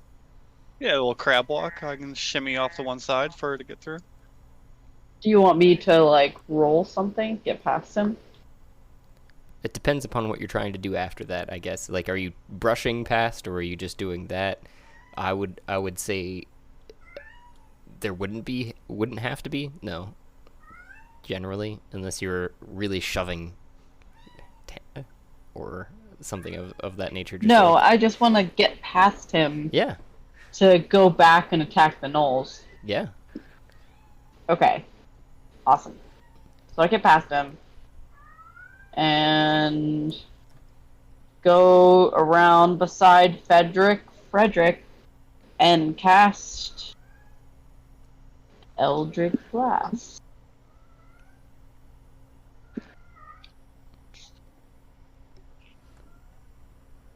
With... So, beam of crackling energy strikes towards a creature within range. Make a ranged spell attack against the target. See, I thought Eldritch Blast. See, 2 beams. Once you cast it at higher levels, it does have multiple beams. More than one. Mhm. Oh, okay. What's the... I wanted to hit 2 of the gnolls. I thought, I thought I was casting magic missile, not Eldritch Blast. Ah, magic missile is far superior in my opinion. But yeah, Yeah, I would agree. especially at higher levels. Holy crap! Oh yeah. Oh.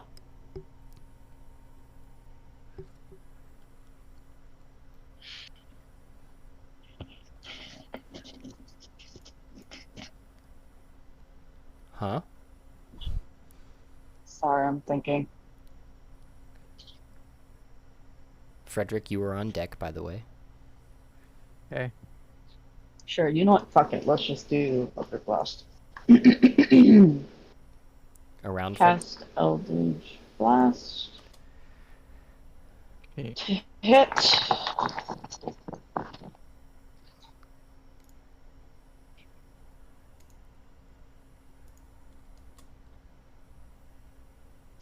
To hit. That does not hit. Okay. So I'm casting in. Oh, wait. Why did I get back there? Stop it. Ah, There. I Okay. cast here in front of me. And to Knoll. And you said 14, right? now question. Yeah. Question. If I were to like angle here and then cast it in this direction and Knoll and Knoll 4 were aligned, could I technically hit 2 Knolls at once It's with one spell? force damage. So in this particular case, with that angling, you could technically knock one into the other, but it wouldn't hit them both with the same damage. If that's what you're asking, it would be more of like a Okay. halved damage sort of thing. Be like if you were standing on the other side of somebody else that had just been like hit in the gut with a spear, Okay. kind of deal. Alright, well then. I'm standing back. Yeah. Almost a little bit behind Frederick. And speaking Um, of angles, I'm not exactly sure how you cast your Eldritch Blast. I forget how you had said you do that.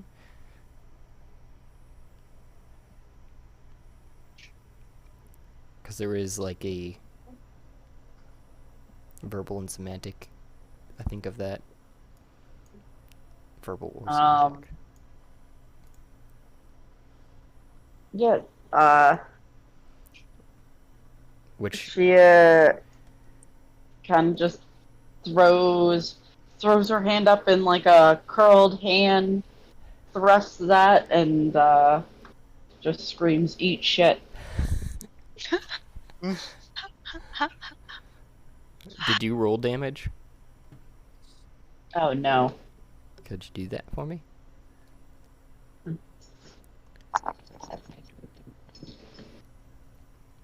Which one? Please.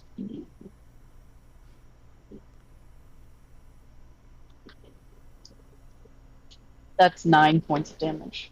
Okay.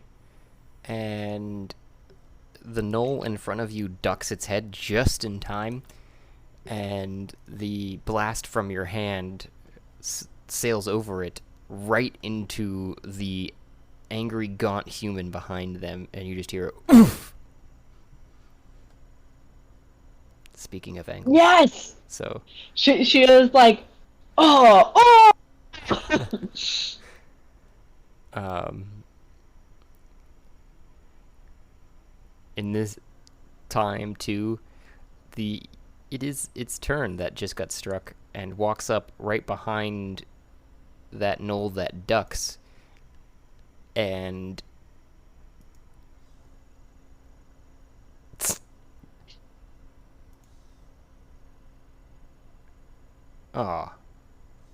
stabs it in the ass, and you hear a yipe, and it doesn't go down, but it is much worse for the wear after being hit over the head too, and was barely conscious from Frederick's roll there. And then it extends its left hand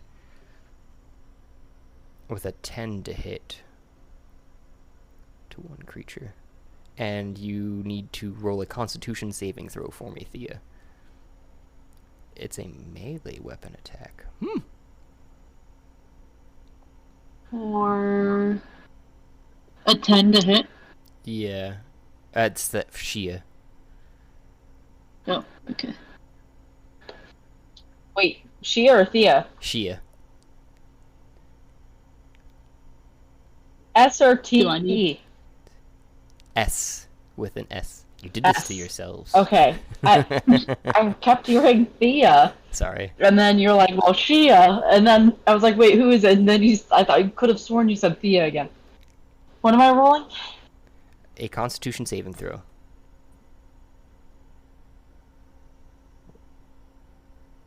16. Nice. So Wow. you take 3 damage, it seems like. You feel, essentially, when it raises its hand towards you, and it just makes that noise, and you feel just a smidgen of your life force just drained from your body, as if you had just gone for a light jog. I do feel like my life is drained when I go for a jog. And the chanting continues in the chamber. And then it's Frederick's turn. I'm going to shield bash Null, just a Null. Mm-hmm. Hold on, actions. Oh, on the wrong character because I was looking at something. Hold on.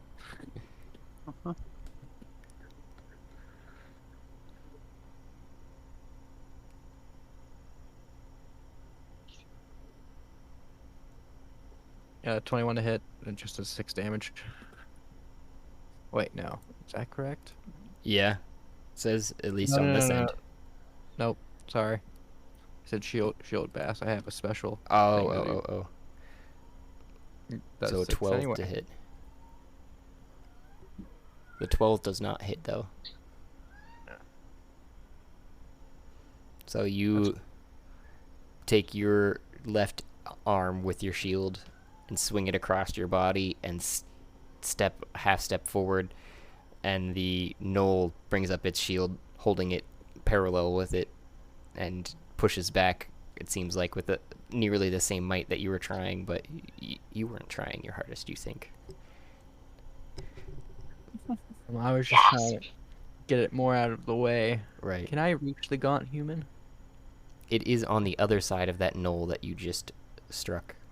Directly on the other side. So I have no idea what all of you have at your disposal at this point, but... Well, I was gonna use my extra attack and swing my hammer at it.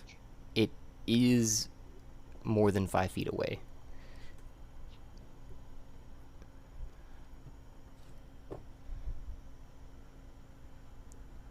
So I do not think the hammer would be able to strike that far.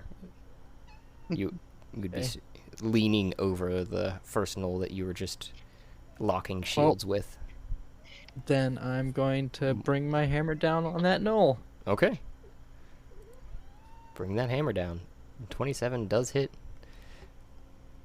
And that would And- be 15 damage. And that would be a death kill, which in this case it is not, I'm assuming. Yep. So you strike the top of the head of the gnoll, and as you're locking shields with it, you strike it on top of the head. And Shia, you can see this plainly too. With Frederick having struck it, it doesn't seem to dent the gnoll's skull.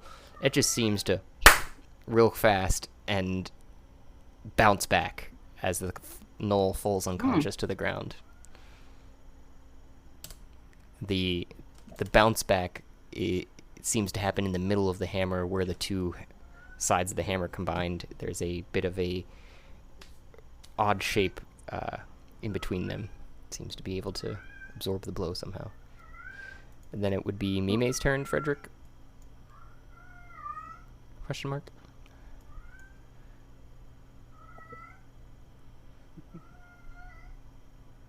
I'm guessing so. Hamilton's on deck? Yeah. Okay. So, Mime? I'm gonna walk forward a little bit just so I can see what's going on. To the And right of the I'm stairs? gonna go ahead and To the right of the stairs. Because you said Yes. forward. I was just clarifying. Oh, okay, yes. And I'm gonna go ahead and attack. Looks like Null 4 looks ready to die. With spiritual weapon again. So you're looking around the thigh of Frederick, and you see Null 4 pretty battered. That's 12 to hit. That does not hit. Boo.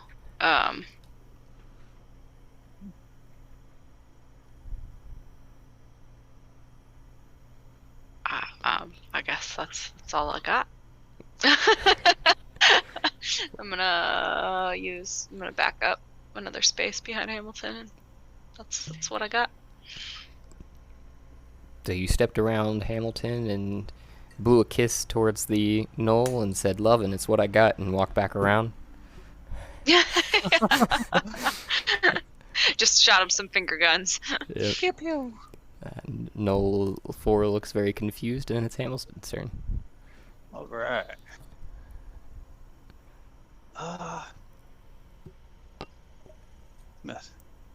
Step over here. That clear line of sight on Null 4. And I'll take aim. With the rifle, boom boom. 23, not a natural. Ooh. Much better than usual. I will take. Right? That definitely hits. Alright.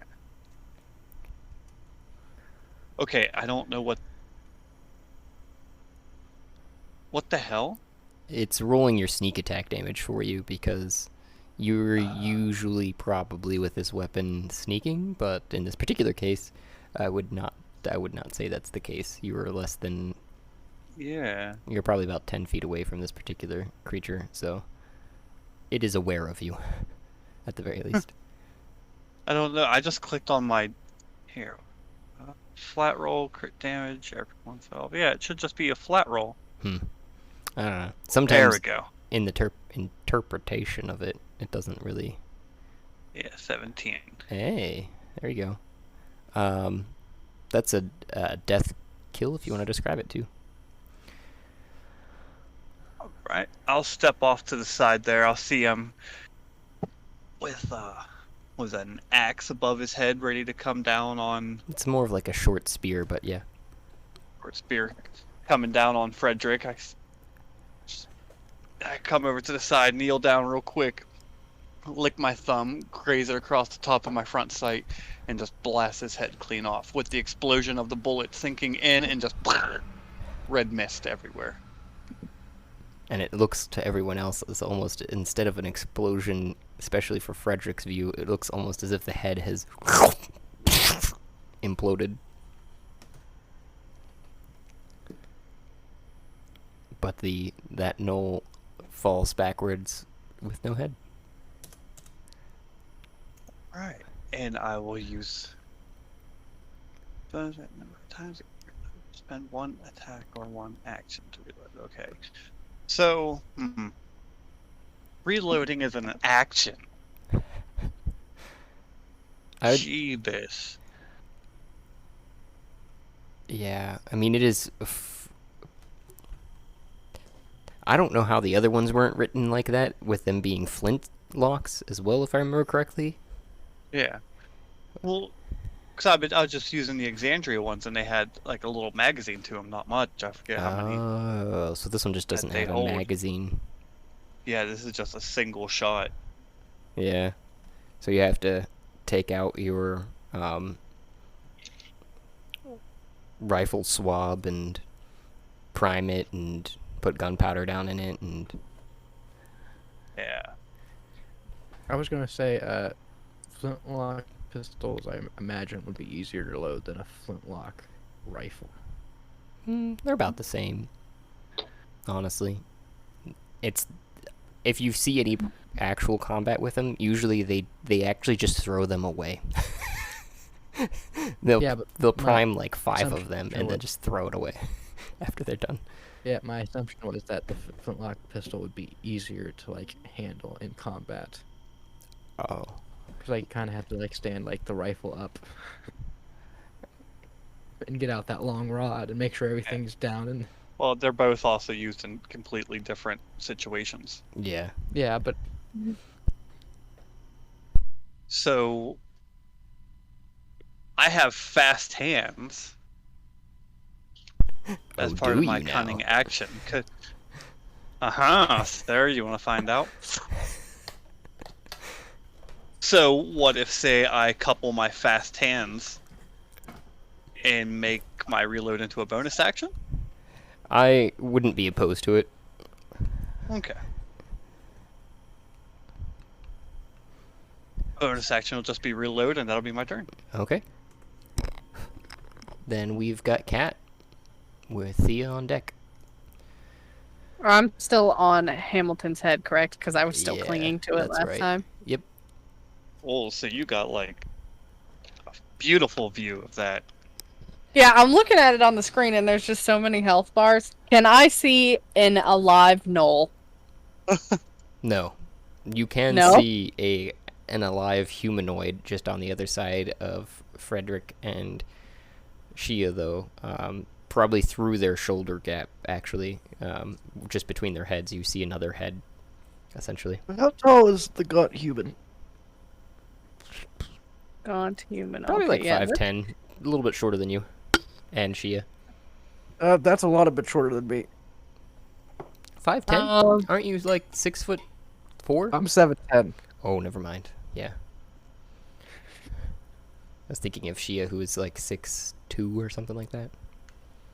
I call out through the torque. I'm like, should I attack that human creature thing there? Yes, if it doesn't involve killing us. That's what we've been doing. Okay, I'm going to leap and try to fly over to one of their shoulders. I can just imagine this being in slow motion with like some majestic song in the background. Just the fluttering rooster. My majestic wing flaps, my tail fluttering in the wind.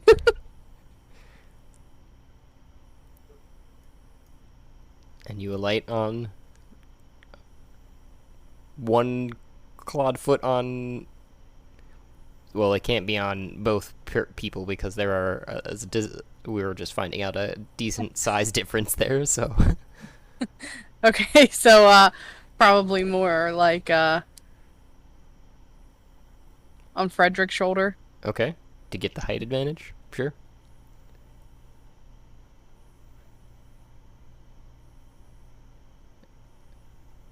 I asked this question before. Why is chicken glowing?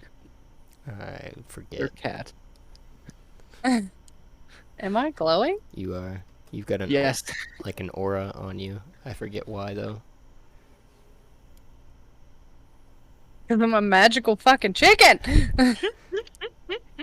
Because you're fabulous.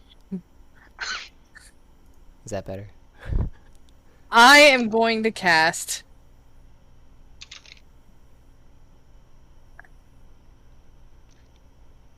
Agonizer's Scorcher as a 3rd level spell at this humanoid creature. Please? Ooh. I need that description. Agonizer Sounds legit. Scorcher. It is instantaneous, and it looks like I don't actually have to roll to hit, but they do need to make a Dexterity 16 saving throw. A line of roaring flame shoots 20. 30 feet long and 5 feet wide, emanates from you in a direction you choose. Woo! They rolled a 5 feet. 20? They did. Oh, damn. Okay. A creature takes 3d8 fire damage on a failed save and half that on... Okay. Well, I rolled it as a 3rd level spell, so it's 4d8. 17. Woo! And that's the half, or is that the full? The half, because they had to beat a 16.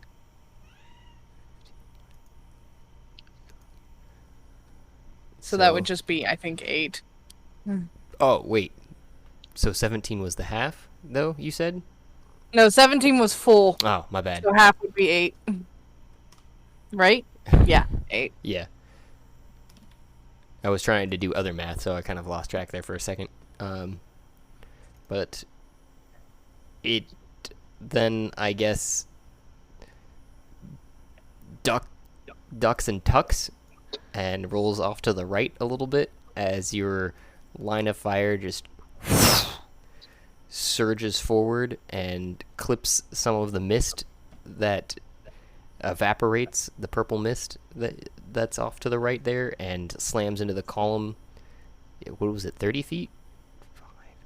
30 feet, 5 feet wide. Yeah, slams into the column is the end of it. I was using Cool. the diagonal from that point, so yeah.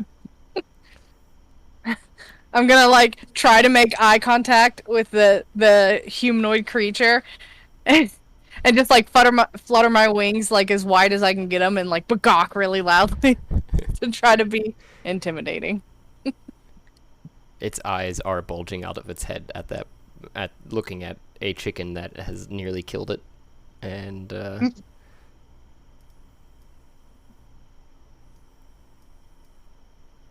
Goes back to tells his therapist, I'm so weak. I almost got taken out by a chicken. and I'm guessing a Now, is 13 this and a a theoretical chicken? theoretical chicken. Sorry. I'm guessing a 13 or a 7 don't hit you, Thea, right? Right. Okay, so you're standing behind the column, and just one just in front of you and one on the column, you see another 2 arrows appear. You're also noticing farther off in the distance, as you're just, dodging the arrow strikes and looking around the column, a force field in between the two sets of gold columns that another humanoid is chanting at is probably is where the chanting is coming from in this direction under the gold chandelier. But it is your turn. And Shia, you are on deck. Do the Pack Lord and the human over here, they look like they're arguing. up to no good? They're arguing, it looks like, at this point. Still. I'm gonna do something annoying. Annoying and chaotic.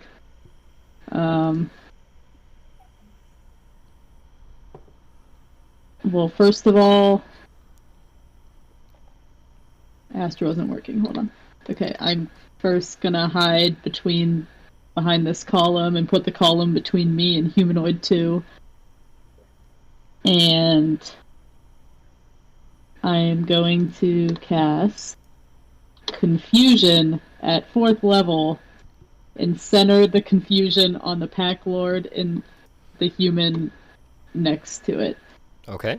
And this one is a lot, this spell.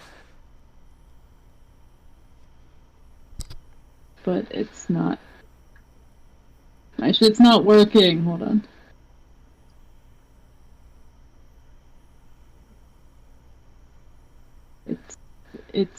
It has a table that comes with it. Oh. And they're going to.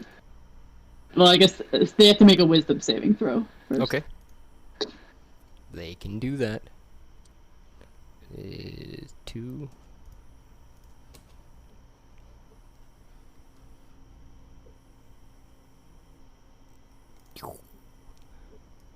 $13 and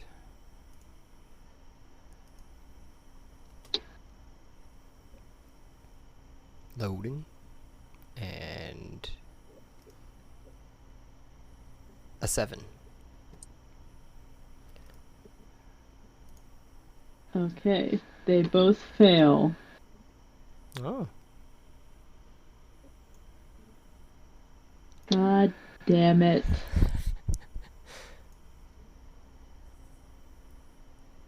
Okay, so the range is 90 feet, and it's a 10-foot circle. I'm putting that radius basically in the middle of the cake, so it hits both of them, and they both fail. Mm-hmm. And they're going to be very confused, and they're going to act weird. Okay. According to this table, which I'm just going to have to send you some other way. It's in your spells, right? You said. Yeah. Yeah. It's confusion. 4th level. You said Yes. 2. Okay. The behavior. Did you roll for it? Or do you want me to? I think it happens on their turn, and then they try and save from it after their turn. Can't take reactions and must roll a d10 at the start of each of its turn. And they will do one of those things based on that d10. The effect lasts for 1 minute, which is 1 round. Okay.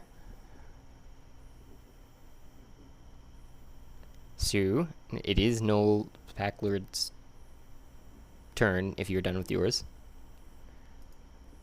I guess so. Okay. 10.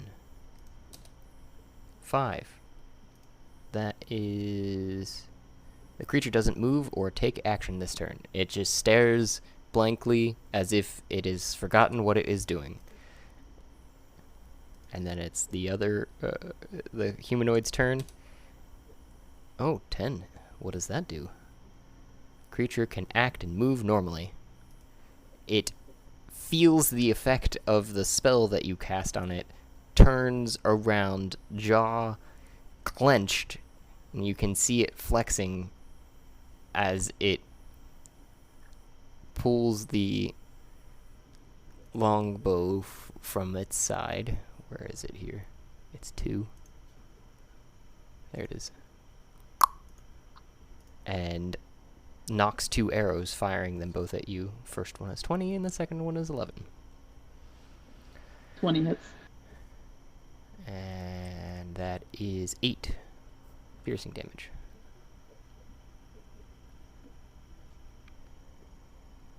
So the first one, I'm assuming, kind of sinks into your arm that you've got stretched around the column, right into the top of your shoulder blade. Just...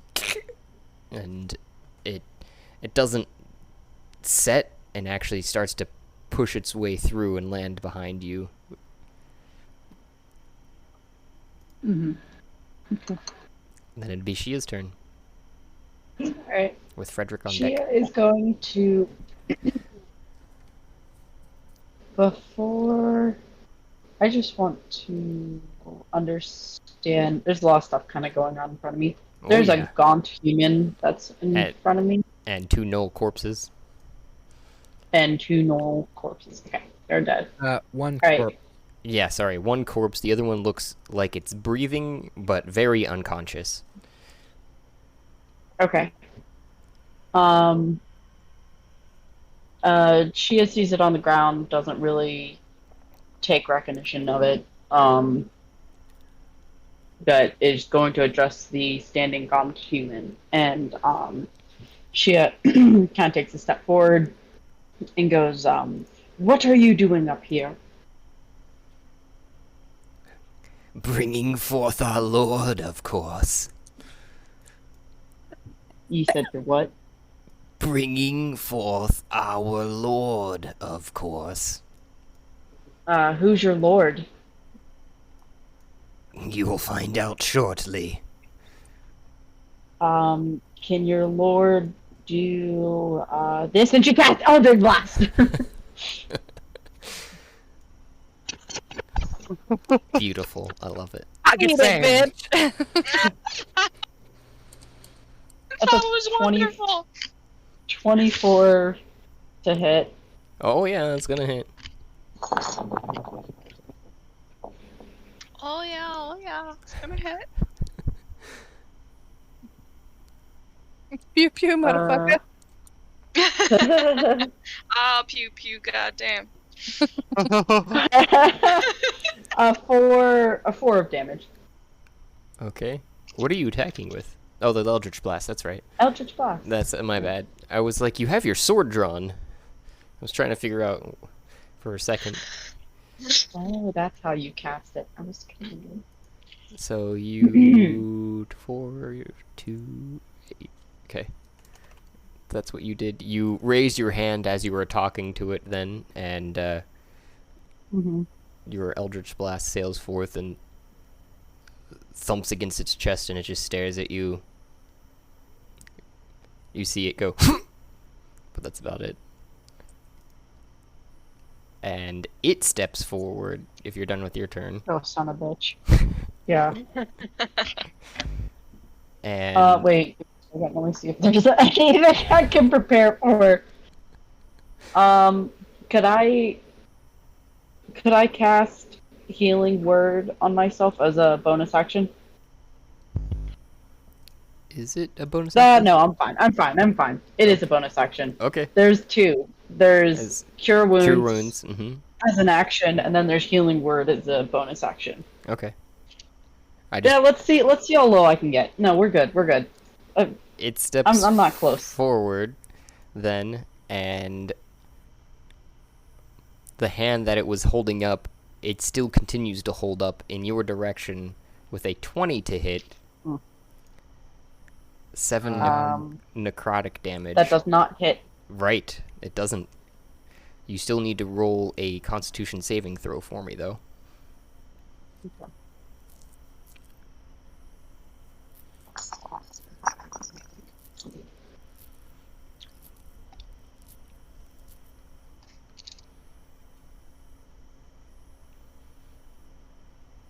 Nine.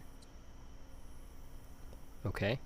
And you'd still have half damage, essentially, which it doesn't say it in here, but that's how I was reading it the first time, just because that's how it normally is cast, things like of this nature. It just says because it also informs you of the reduction of your overall health, which is not happening currently.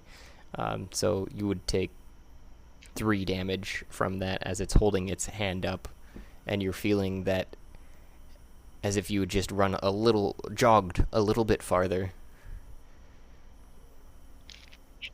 And she scoffs. Ha! That's all you got?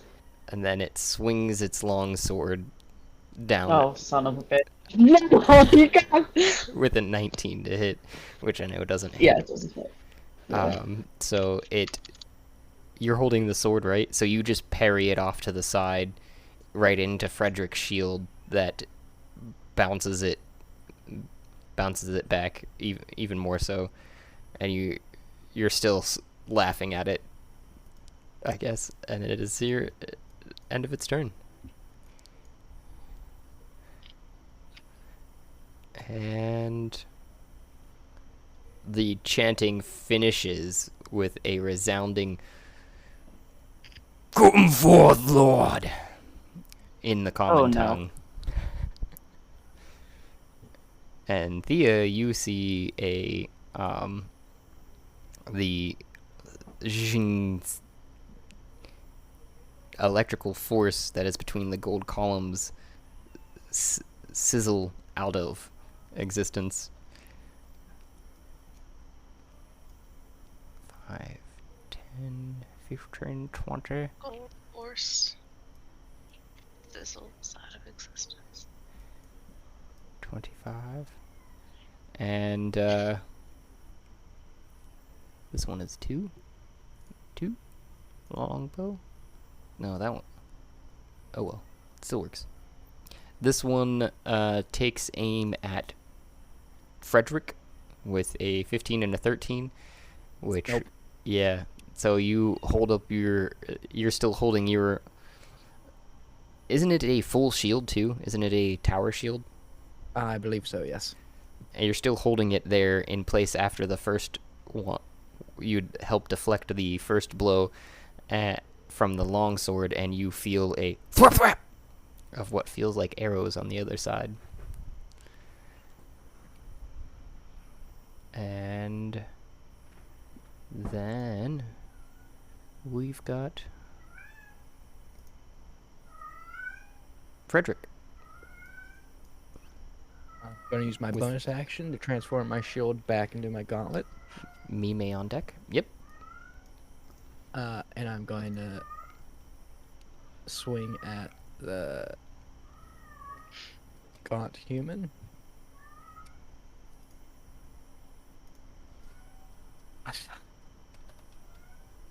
$30 to hit. Holy sh! Darium. Alright. And that does 14 damage. Oh no. And does that kill it? What is it? 9 damage, you say, or? No, 14 because I'm two-handed now. Oh. That's why. But you're still you've got the shield strapped to you. Okay. And it's you're holding the hammer with both hands. Okay, that makes sense. 14. Where is it? I'm still clinging to Frederick's shoulder. Yeah. Am I able to cling to this well? Like, what kind of armor is he wearing? I got big, blocky paladin armor, so I'm sure you could find a good perch. Because I'm just imagining you, like, swinging away with all your might, and then me just doing my best to hold on to, like, a shoulder plate or something. I'm wearing chainmail, so I'm sure you could, like, latch on to, like, the links or something. To me, I'm imagining like that. something incredibly comical. Like being whiplashed. I feel like that might be like a strength saving throw, or Oops. Again, question, does that kill the gaunt human? I don't know what's going on for a second. I was doing some math and then I started pressing some other buttons. That does not, though. Okay. I was thinking about that situation, and if you wouldn't mind, actually, Cat rolling me a dexterity saving throw, just to see. Yes. Well, in that case, I'm going to use my extra attack and swing again. 6. 14 to hit. Just hits with an And it 11. does yep. That. Wait. We still wouldn't quite get her.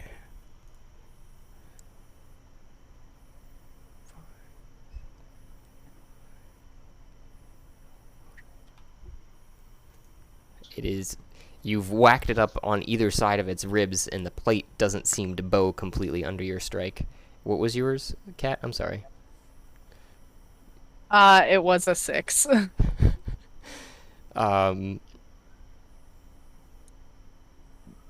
You just flutter up into the air while Frederick is vigorously swinging, just whoof, whoof, and you're like, and then you land back down after he's finished his 2 swings.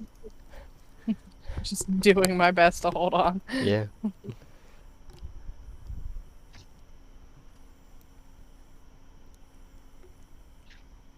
Is that your turn there, Frederick, or What?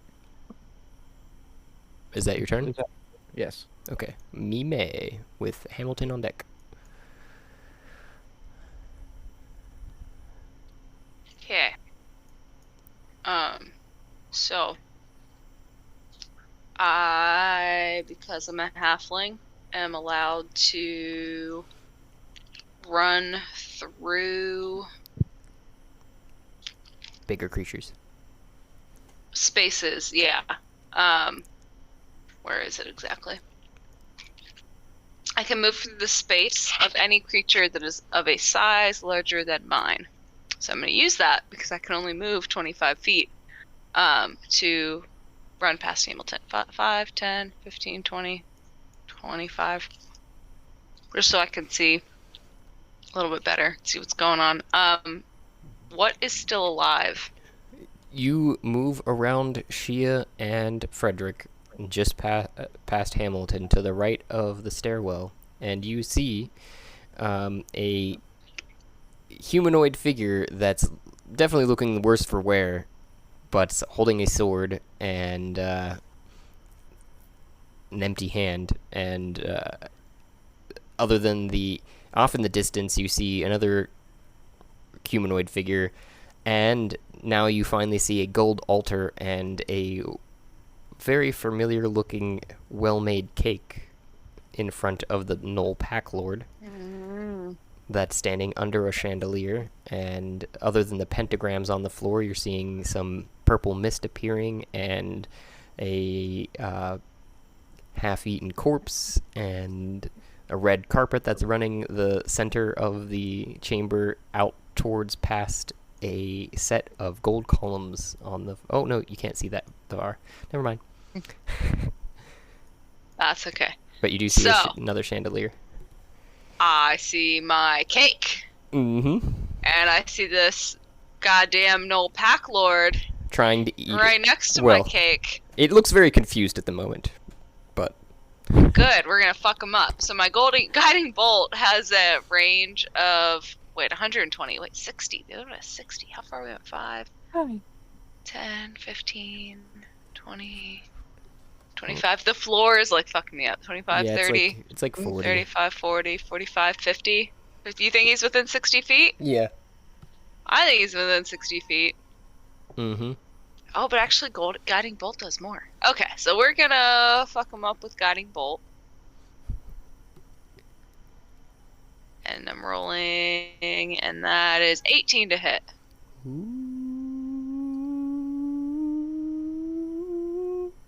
Loading. It hits. Woo! And that does... Yes! 9 damage. God damn it, I got to roll 4d6 and 3 of them were 1s. Alright, 9 damage. Well, So that's this 2 more than fucker. if you just only rolled 1. It'd be 1. Yeah. What was the... This one is radiant damage, correct? Guiding bolt is indeed radiant damage. Okay. Oh, I should have casted a higher spell slot. I fucked Little up. one, little Oh, one. Don't do that. Sorry. You're talking to the cat, not you. well. She was walking across my keyboard, sorry. No worries. No, it's okay. And I think that's all that I can do right now. Okay. Then So it it's would my be turn? Hamilton's turn, with Cat on deck.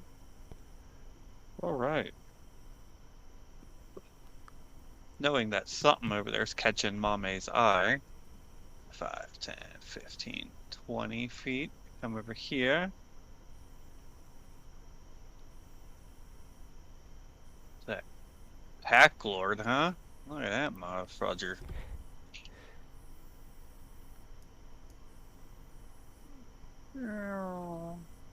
So is this like a column blocking my sight from him? No, you're looking at the Okay. Pack Lord who is standing on atop of an altar. Okay, okay. A golden altar with a cake. Then I will take aim with my rifle. It has a 200 range. Oh, yeah.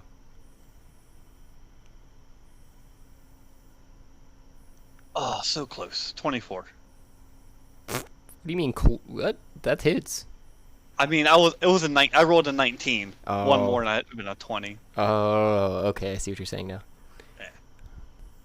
Right, so we do flat roll, do that. Oh, that was poopy. That's 12. And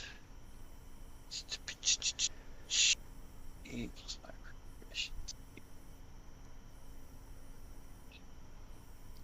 This one doesn't do any exploding damage, does it? Because we didn't do that last time. Well, when the bullet went in his head, I figured that would. Oh, that was. yeah. I was counting that as the explode. Yeah, that's right. You right. So it's 8 plus proficiency. That's 5. So it's at 13 plus your dex bonus. 2. So he has speed of 17. Oh, Dex Yes. 18. Sorry. Ah. The dice be what the dice be. The bullet hits and just. That was the explosion. And it looks like though it did a decent amount of damage when it struck because the shoulder of the Null Pack Lord is ripped off for the most part on the left side, the side that it's not holding its spear on, and it roars out of its confusion, just with a growling snark. Would I count sneak attack? Would they know I was there?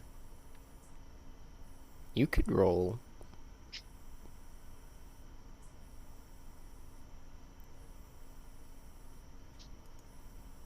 You don't have sneak. You have stealth probably, but I have sneak attack. Ah, beautiful. 13. Yeah, that adds 13. Against its wisdom, because it doesn't have a. Oh, again, this thing is just like right on you with a 14.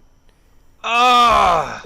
So it was just getting out of its confusion, I guess. Actually, let's say it rolled with disadvantage there with the 6. So yeah, what was the damage for the sneak attack in that case? Did you say half damage? Because the sneak attack was 13. And the full damage was 12. Oh, and added. Oh, that was the damage for it. I was looking for a roll to see if you were sneaking, so like a stealth damage. Oh. Not Do you damage. want me to roll stealth? Yeah, to see if you. I was rolling wisdom to see if it actually noticed you. A 9. So yeah, that was the roll that I was looking for. I'm sorry. Okay. No, you're fine. You do have a +5 in it though, so. Yeah. That was a solid 4.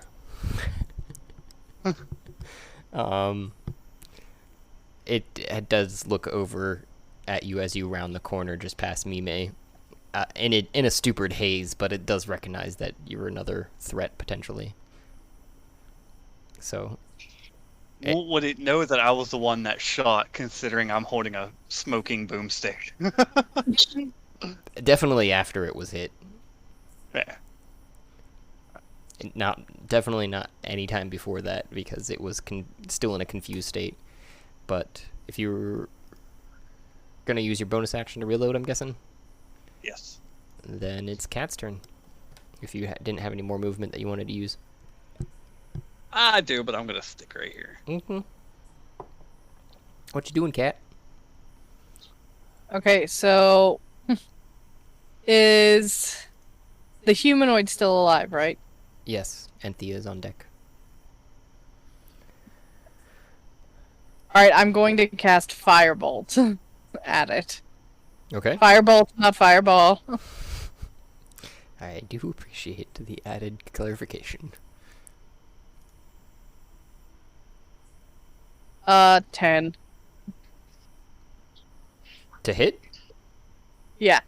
That is negative. Uh.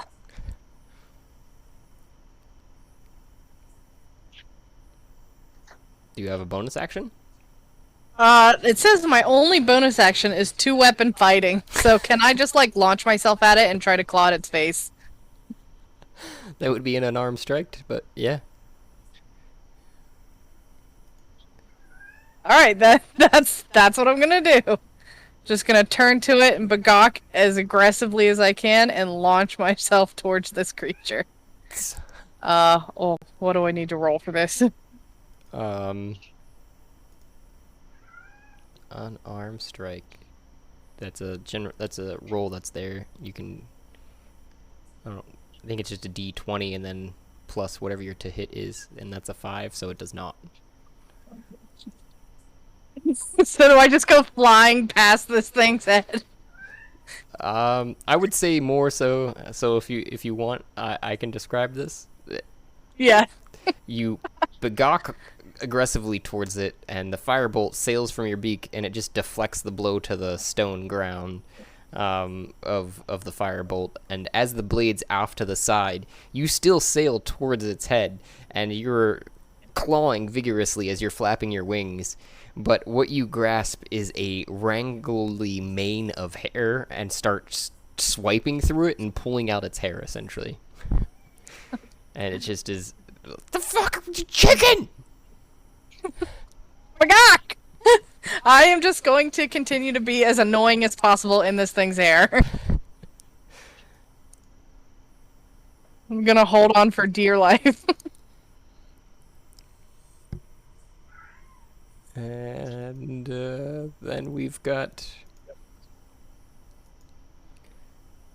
humanoid that's taking another couple pot shots at Thea with its bow from afar. 10 and a 19. Mm-hmm. Thinking Just 19. that one's 4, so that one also 4 slides. damage. Yeah. So, still, as you're pulling back farther behind the columns, cuts a notch in your ear, actually.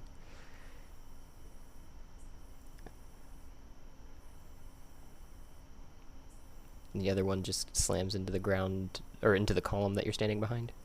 And then it is your turn. And Ooh, could it be like a cool, badass, permanent notch in my ear? yeah, In my elf ear? yeah. It is bleeding currently. That's It is hot. not healed, but Okay. Shia, you're on deck, but there are some things in between you.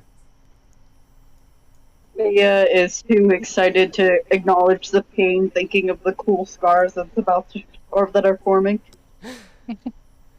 What you doing I there, am into it. Thea? I am going to. I'm annoyed at Humanoid 2, so I'm going to cast Hold Person again on them, but my semantic is just going to be a middle finger at Humanoid 2. And a Hold Person at 2nd level. Or wait, hold on. Yeah, at 2nd level. So they need to make another Wisdom saving throw.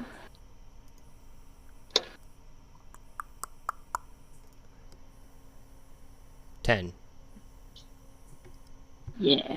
So they do fail this time. And I'm pretty sure. Yeah, they're paralyzed until For 1 a round. minute. Yep.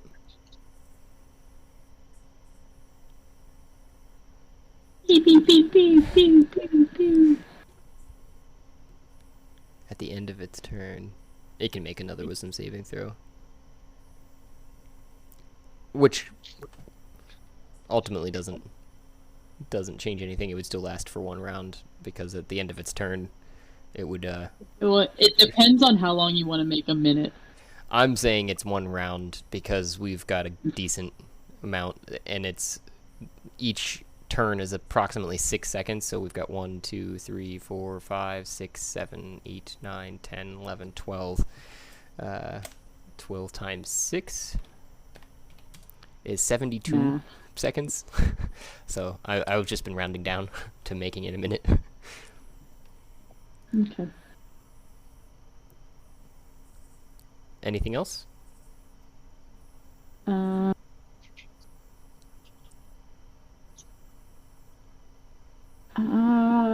just hiding behind this thing. Okay. No. Oh wait. No, there is one more thing. Sorry. I remember what kind of magic the sigils on the floor are, right? I feel like I've Oh. identified them before. You mean the pentagrams? Yeah.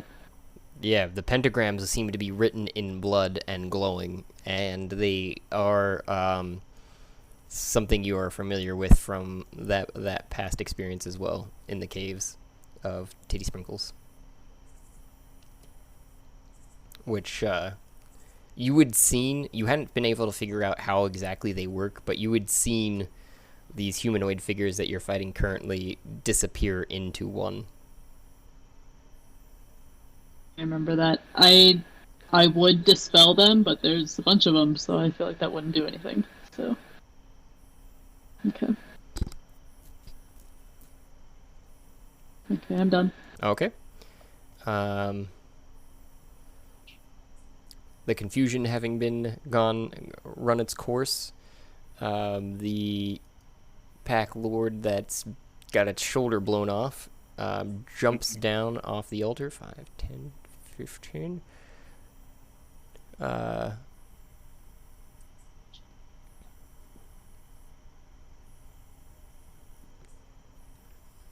Just making sure that it has its, 25, 20, 25, 30. Runs straight as it can in this direction and starts just attacking the first creature within sight, which seems to be actually Shia, even though Cat is there. I don't think the Knoll would acknowledge it as a threat at this particular time, as it was on top of the humanoid. And it shoves its spear forward.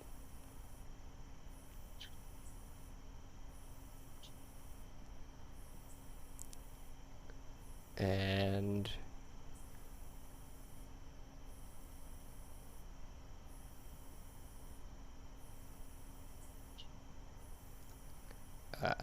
it's kind of just takes two short thrusts. One's a 23 and a 10. So I'm guessing the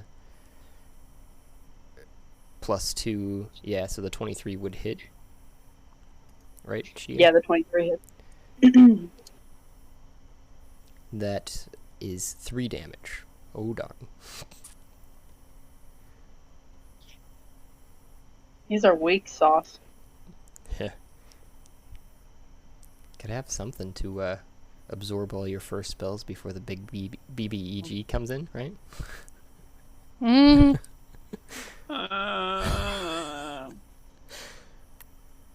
Oh, you asshole.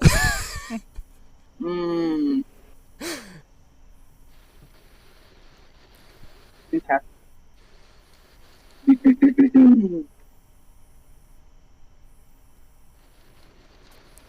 Guys are at the top of the tower. What do you expect? You're here to destroy it. This is the end of it. Yeah, I know, but you just admitted that you're trying to use up my spells. I feel like that merits that's the response. I was expecting the. We're on channel metagaming here. I'm going to have to use some strategies to get ahead of you guys a little bit. They're good. I've warned you since last week too. You guys might die. There's always a possibility of death. Okay. Whoa, I'm an 8th level bard. My spells do not represent that. Okay. Is it my turn yet? What you actually hear as you're being stabbed, just in between the scales again, and you feel a slight pinching, you're like, nothing to worry about, is a large, deep breath. Just...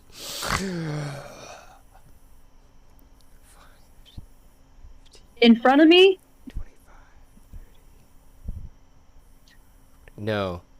throughout the whole chamber, Okay. it seems like. It's as if the whole chamber is breathing, and the purple smoke, fog, such, starts drifting to the south. Okay. So away from Away from Me and- everyone, yeah. yeah, except for Thea, who's not around. Ah, still away from Thea, but yes. Okay.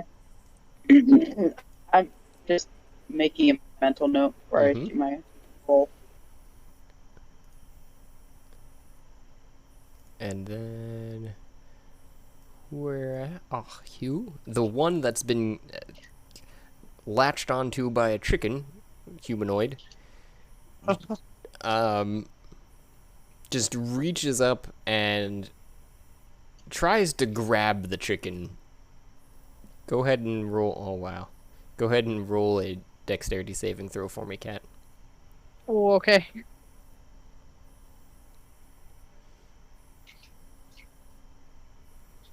A 20, not natural. Beautiful.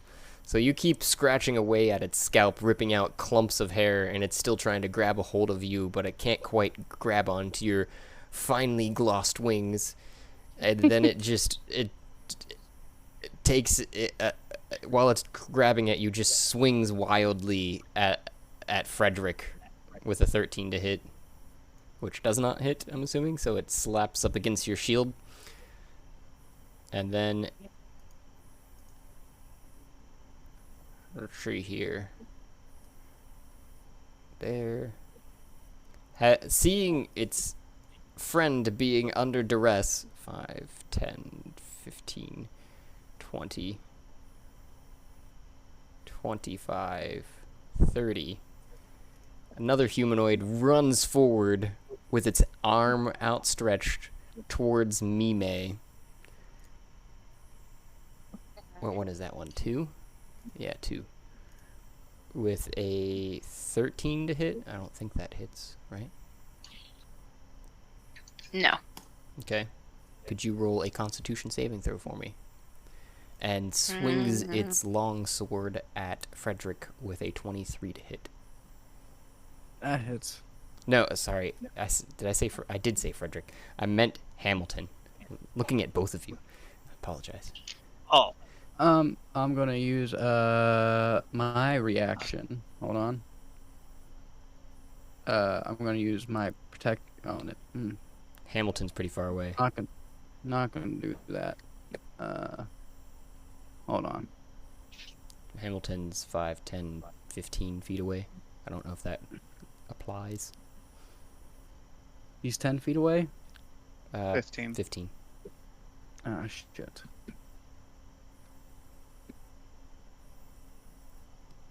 Okay, never mind then. All right. 4 so slashing. What'd you say? 23? To hit and 4 slashing is the damage. Oof. Yeah, it hits. But I'm gonna use my where was it? My uncanny dodge as a reaction. Oh, sure.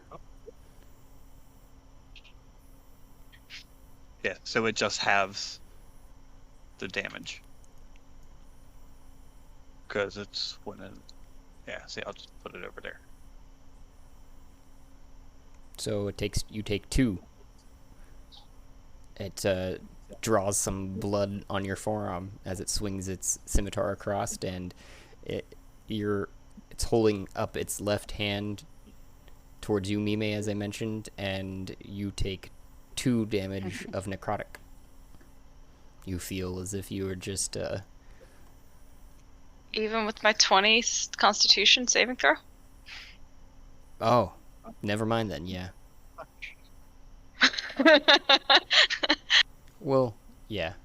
Yeah, the way that I mean, if I do, that's fine. Yeah, no. You don't. So In I this take 2 particular- damage. No, you don't. If Okay. you failed it, you would have. I apologize. That's okay. And then we've got Shia with Frederick on deck.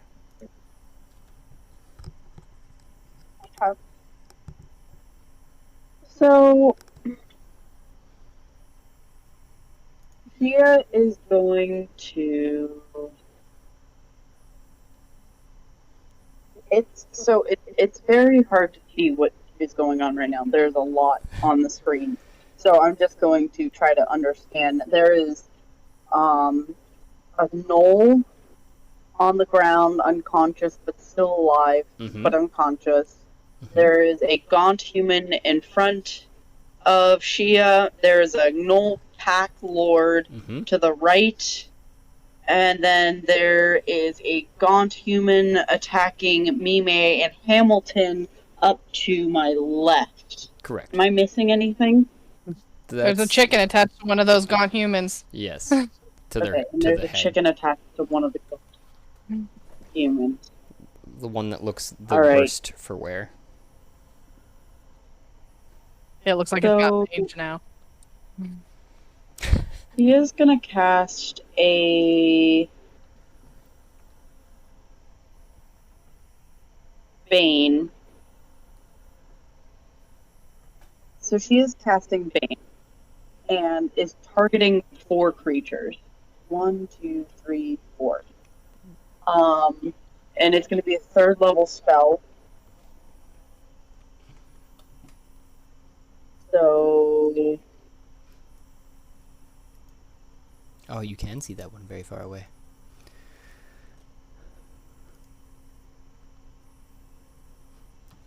They've got to make a charisma.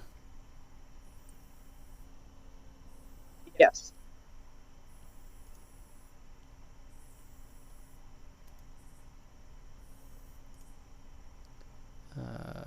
Yes. So And no. which one's this? 3. Where did 3 go? Well, here's this one. It is not very charismatic.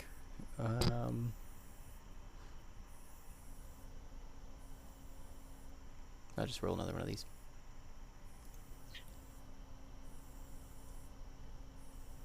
So none of them saved.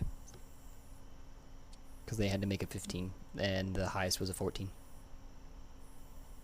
Okay. So then all of them must roll a d4 and subtract the number rolled from the attack roll or saving throw. So I'm guessing whenever they make their next attack, they have to remove d4 from it. Oh, okay. Does it say it's attack roll? Okay, yeah. Yeah. Or a saving throw. So if they make a saving throw, whichever one is first. Okay. What's the verbal and semantic of that you're doing there? I see a drop of blood too. I know you have your focus, but it's up to you. No, you're good. Actually, I don't know if did she pick a focus? I've always assumed it was an instrument of some sort, whether it be. Oh, yeah. You know what? That does make sense. Yeah, Shia has her focus. Shia has her, which actually kind of works out because she has her harp. Mm-hmm. Her grass harp. That's currently still can be used as a focus, but it is more of like a tattoo at this point. Yeah. Sorry, I'm just. Yeah. Okay. So, she has. I'm trying to think, because she would have her longsword in her hand, so she wouldn't be holding. That's why I was kind of going with the grass harp. Sure. Yeah. Yeah. The Okay. grass harp is there. Okay. So she'll use that as focus and cast Bane on them, and she'll say,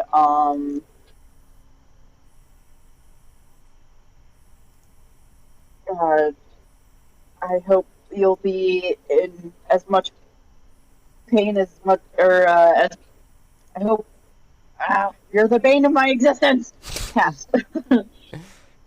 Words are so hard. Fuck word. And then she kind of before she cast that spell, she looked around and noticed that Thea is not in the area. Oh wait.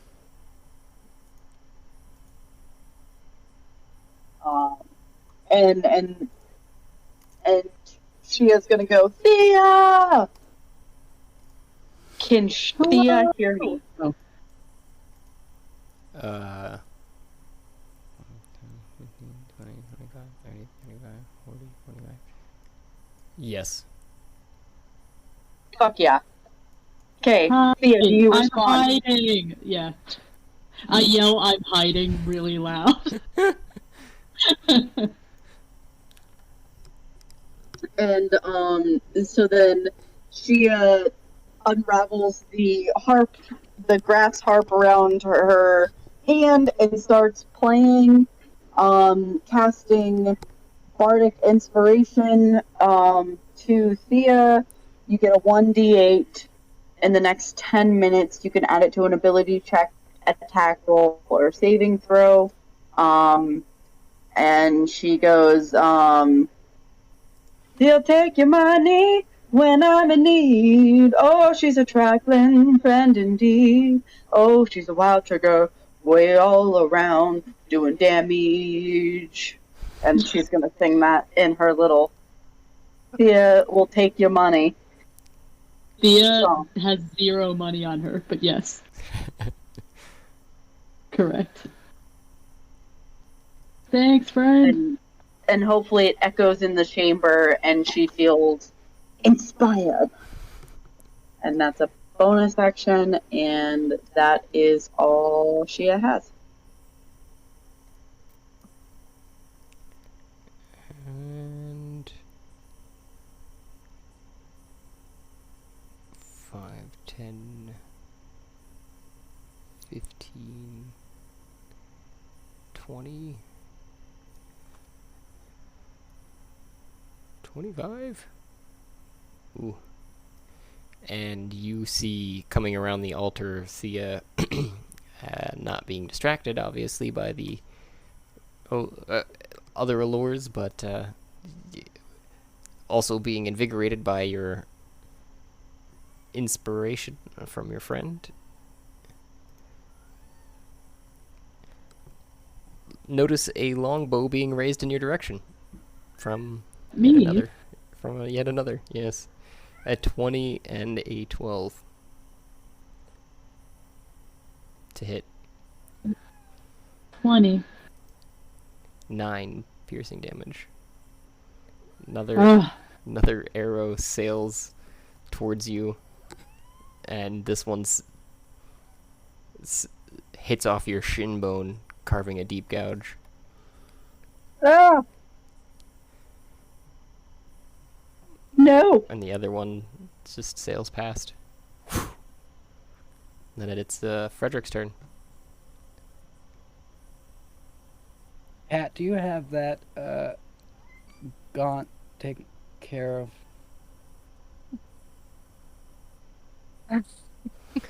I begawk really loudly in an affirmative and also send an affirmative over the torque. 10,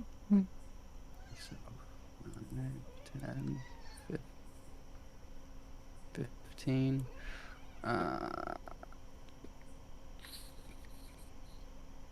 Gonna swing at the pack leader, whatever his name is. Okay. Oh, that'll hit. A 20. And, yep, and I'm gonna swing again. Woof. And that's both two-handed, so. A total of 30? Yeah. That'd be a knockout. Woohoo! If you want to describe how you hit him. I charge past the gaunt human and bup, and I just take my two-handed, with two hands, I swing my hammer into like his rib cage and knock him against the wall. And as it recoils back, I just repeat the action. but in more of an uppercut this time. And as it was trying to catch its breath during that first one, it starts to do its cackling of and then just falls over.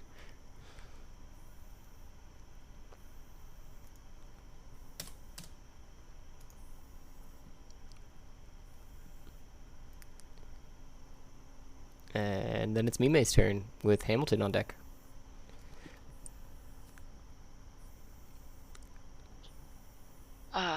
So I'm gonna tap on the torque again and, broadcast to the group. Does anybody need healing? I'm okay. Going once. Yeah, like, Go. yeah, I'm good. Keep going. Going 30 points twice. down. 30 more to go. I just walk incredibly loudly that I'm okay. I'm doing great. Okay. And we are going to.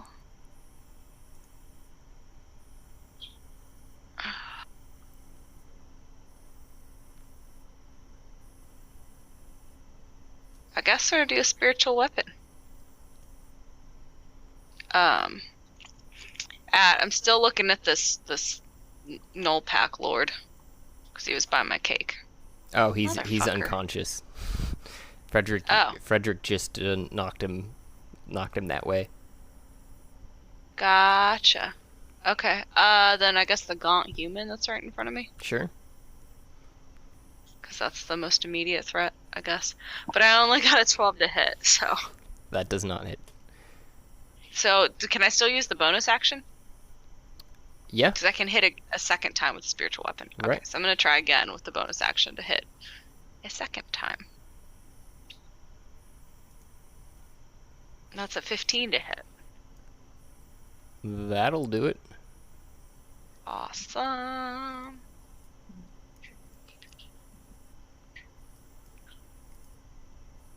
Motherfucker. That's 9 damage.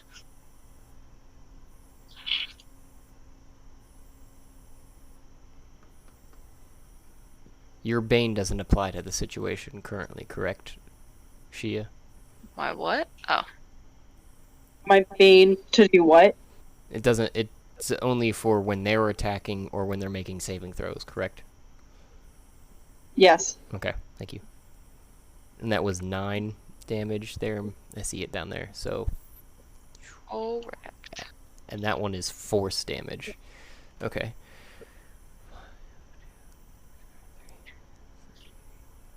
Correct. What's the form of your weapon this time?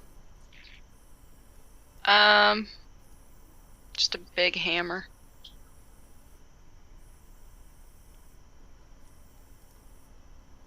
You also moved, it looks like. Yeah. They swish right through the spot you were as you were ducking past them Good. for their opportunity to attack. And your hammer locks with the sword at first before you'd moved, and then it as it goes to swipe at you as you're trying to move away, the hammer repositions itself and just bonk on the side of the head. And then it is Hamilton's turn with Cat on deck. Let's see.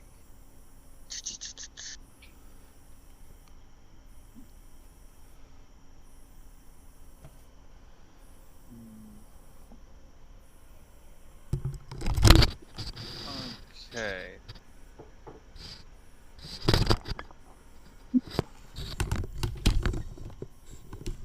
Well, I guess just point blank, I'm gonna shoot at this gnat human.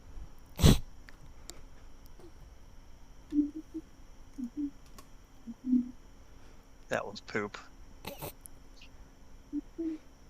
Does 11 hit? No, it does not. All right. I thought I had a.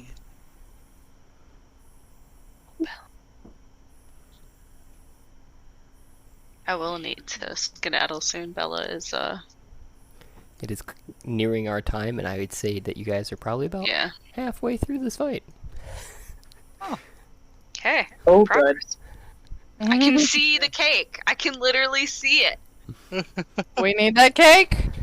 I'm just gonna reload, and if I move, that'll give him an opportune. So I'll just Okay. end it. So you all hear the report of Hamilton's rifle and don't know where the shot has gone. Then it's Cat's turn while you're reloading. Okay, so I'm clinging to this creature's hair. Mm-hmm. I'm just gonna do firebolt at like point blank range. God damn. Could you do it with advantage for me? 'Cause that just seems appropriate. But are you gonna catch on fire? 23. Oh, that'll hit.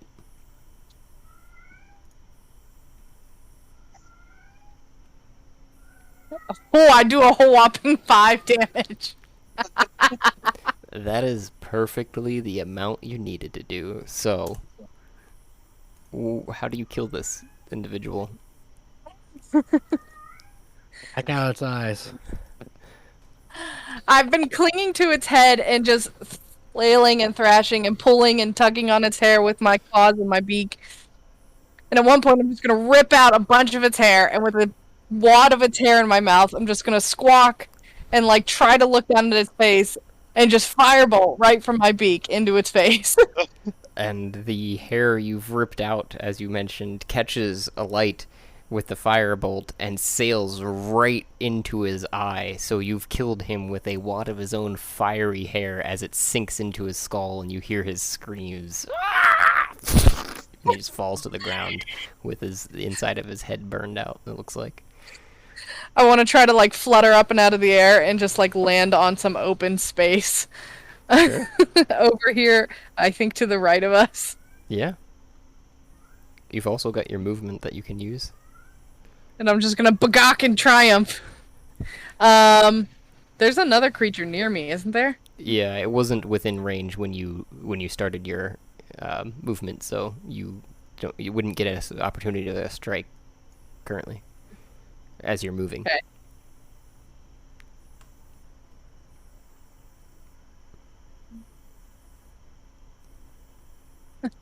I'm just gonna stand because I seem like I'm pretty close to it. I'm just gonna turn to it and just bagok as loud as I can. Just this. Oh no! I'm gonna crow, cock-a-doodle-doo, as loud as I can. That works. And I believe with that. Yeah, we can call it here if you guys are. I want to go. Oh, okay. I want to go. You are next, so we can quickly do this. Humanoid 2 is paralyzed, right? 2. Yes. 2 is paralyzed. I'll be quick. Yep. Go ahead. Okay. Well, okay, 2 things. First, for a bonus action, can I try and pick up a loose rock or something? And Sure. throw it onto the pentagon? Oh, okay. The action of throwing would be an action in my opinion, because you could technically use that as an attack, you know. If you were to just like kick it over there, maybe. Is that what you're trying to go for? Just like you're moving, Okay. and in I'm your gonna movement, move here anyway.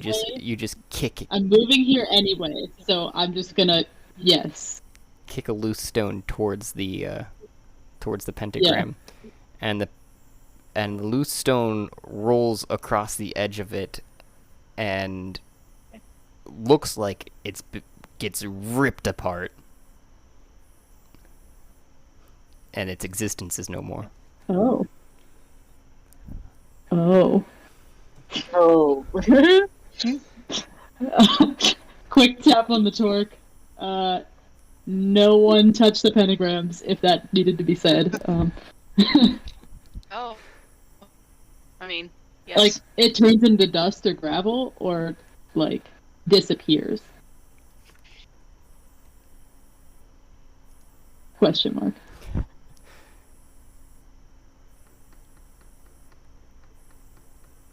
He Josh. doesn't know. Oh, you're not sure either. I mean, exactly what has happened, but it looks like it does. Like it doesn't. It visually, when it crossed over it, it basically turned into this red glowing mass, and then just went into sections of itself disappearing. Creepy. And this is just like an observation thing. Does the blood look like it's been there for a long time, or is it like fresh, gross? It does blood? appear to be rather coagulated blood, so fairly old. Same with the corpse that you were looking at previously. It is not fresh blood. It is very... There's another word. I'm gonna try to do something crazy, and you can tell me if it works or not. Okay. Do what you do. I'm going to cast Tidal Wave, and I'm gonna try and hit Humanoid 4, but also the wave is 30 feet wide, and I want to try and wash the blood off the stones with the Tidal Wave. So I'll display that here, but basically is like a big, huge 30-foot wave that I'm gonna try and originate like in front of Humanoid 4 and like wiping across the screen to the right over the pentagrams. Okay. And it's... So it would be emanating from yourself. I can put it anywhere within 120 feet of me. Oh, okay. So where is it emanating from? That's where I guess I'm lacking some detail there. So you're going to start it from over there? In front of Humanoid 4. You're going to start it all and to the right. Okay. Use the pencil. Yeah, thanks. The drawing tools, I will say, in Roll20 are muy bueno. Even for the individuals, so. Just FYI. Okay, so it is starting right there. Okay, just confirming. And you're aiming for those two. Like, I got it now. It's this area. Yeah. Basically. Yeah.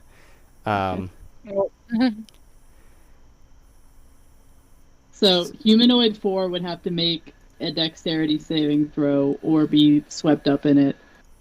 And I wanted to see if I could wash away the blood, but I don't know if that's how it works. That was just like a thought. 20. Would it be disadvantage because he's paralyzed? A 9. I agree with the guy. It goes to work tomorrow, so. Hey, that's All right. understandable. Night.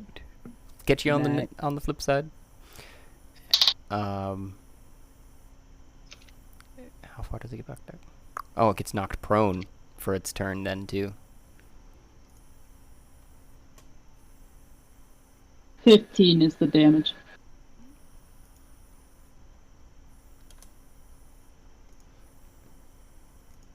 And there are some verbal and semantic portions to that I'll need before understanding exactly how this is all taking effect here. I'm gonna do the wave. Woo! And make that noise. I'm gonna do the wave and make that noise, and then just like a huge wall of water just flows the wave with me. Like they just look over at you and they're like, "What are they doing?" And then water.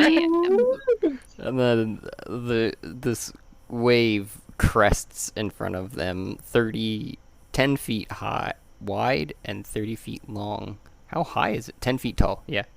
And it crushes down on them, pushing them back 10 feet.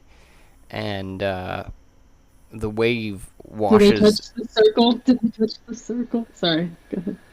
It washes straight back, so he did not touch the circle. He did fall over the planter that was directly behind him, so he is very much prone either which way. And some of the pentagons seem to be washed away as your water sinks back into the stone ground, and they are no longer alight on that side of the chamber.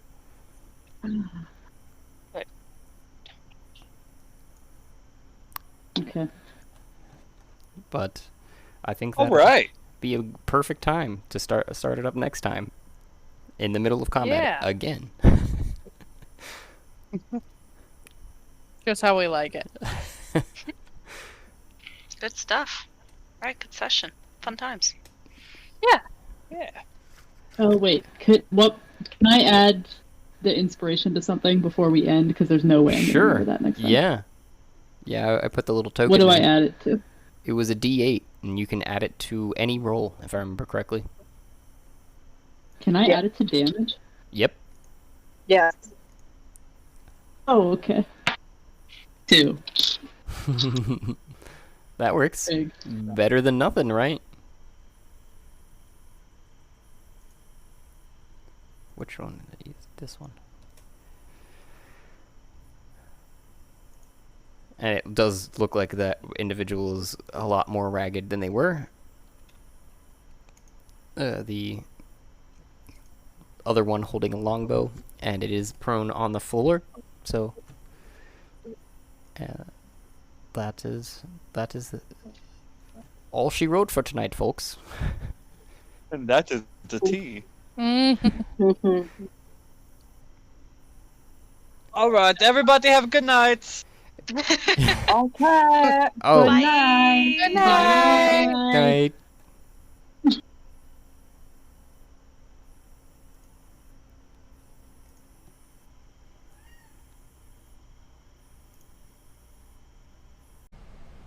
A grand and wonderful thank you for those who took the time and made it here, to the end of the episode, where I know sometimes we are long-winded, and others we are just dead silent. I don't know what to tell you. This is raw here, folks. Please remember to like and subscribe, and you can help support us just by listening. But you can also provide even more support, if you like, by going to Anchor FM page and following the support link there. If you do so, I will personally work in an NPC or an idea, whatever you'd like to hear played out. If you want, you can get a hold of us through one of our many options, including voice messages on Anchor FM, or DM to our Twitter, or any other social media that you can find us, YouTube, etc. You can share your ideas, otherwise listen for the shout out and thank you for making it through.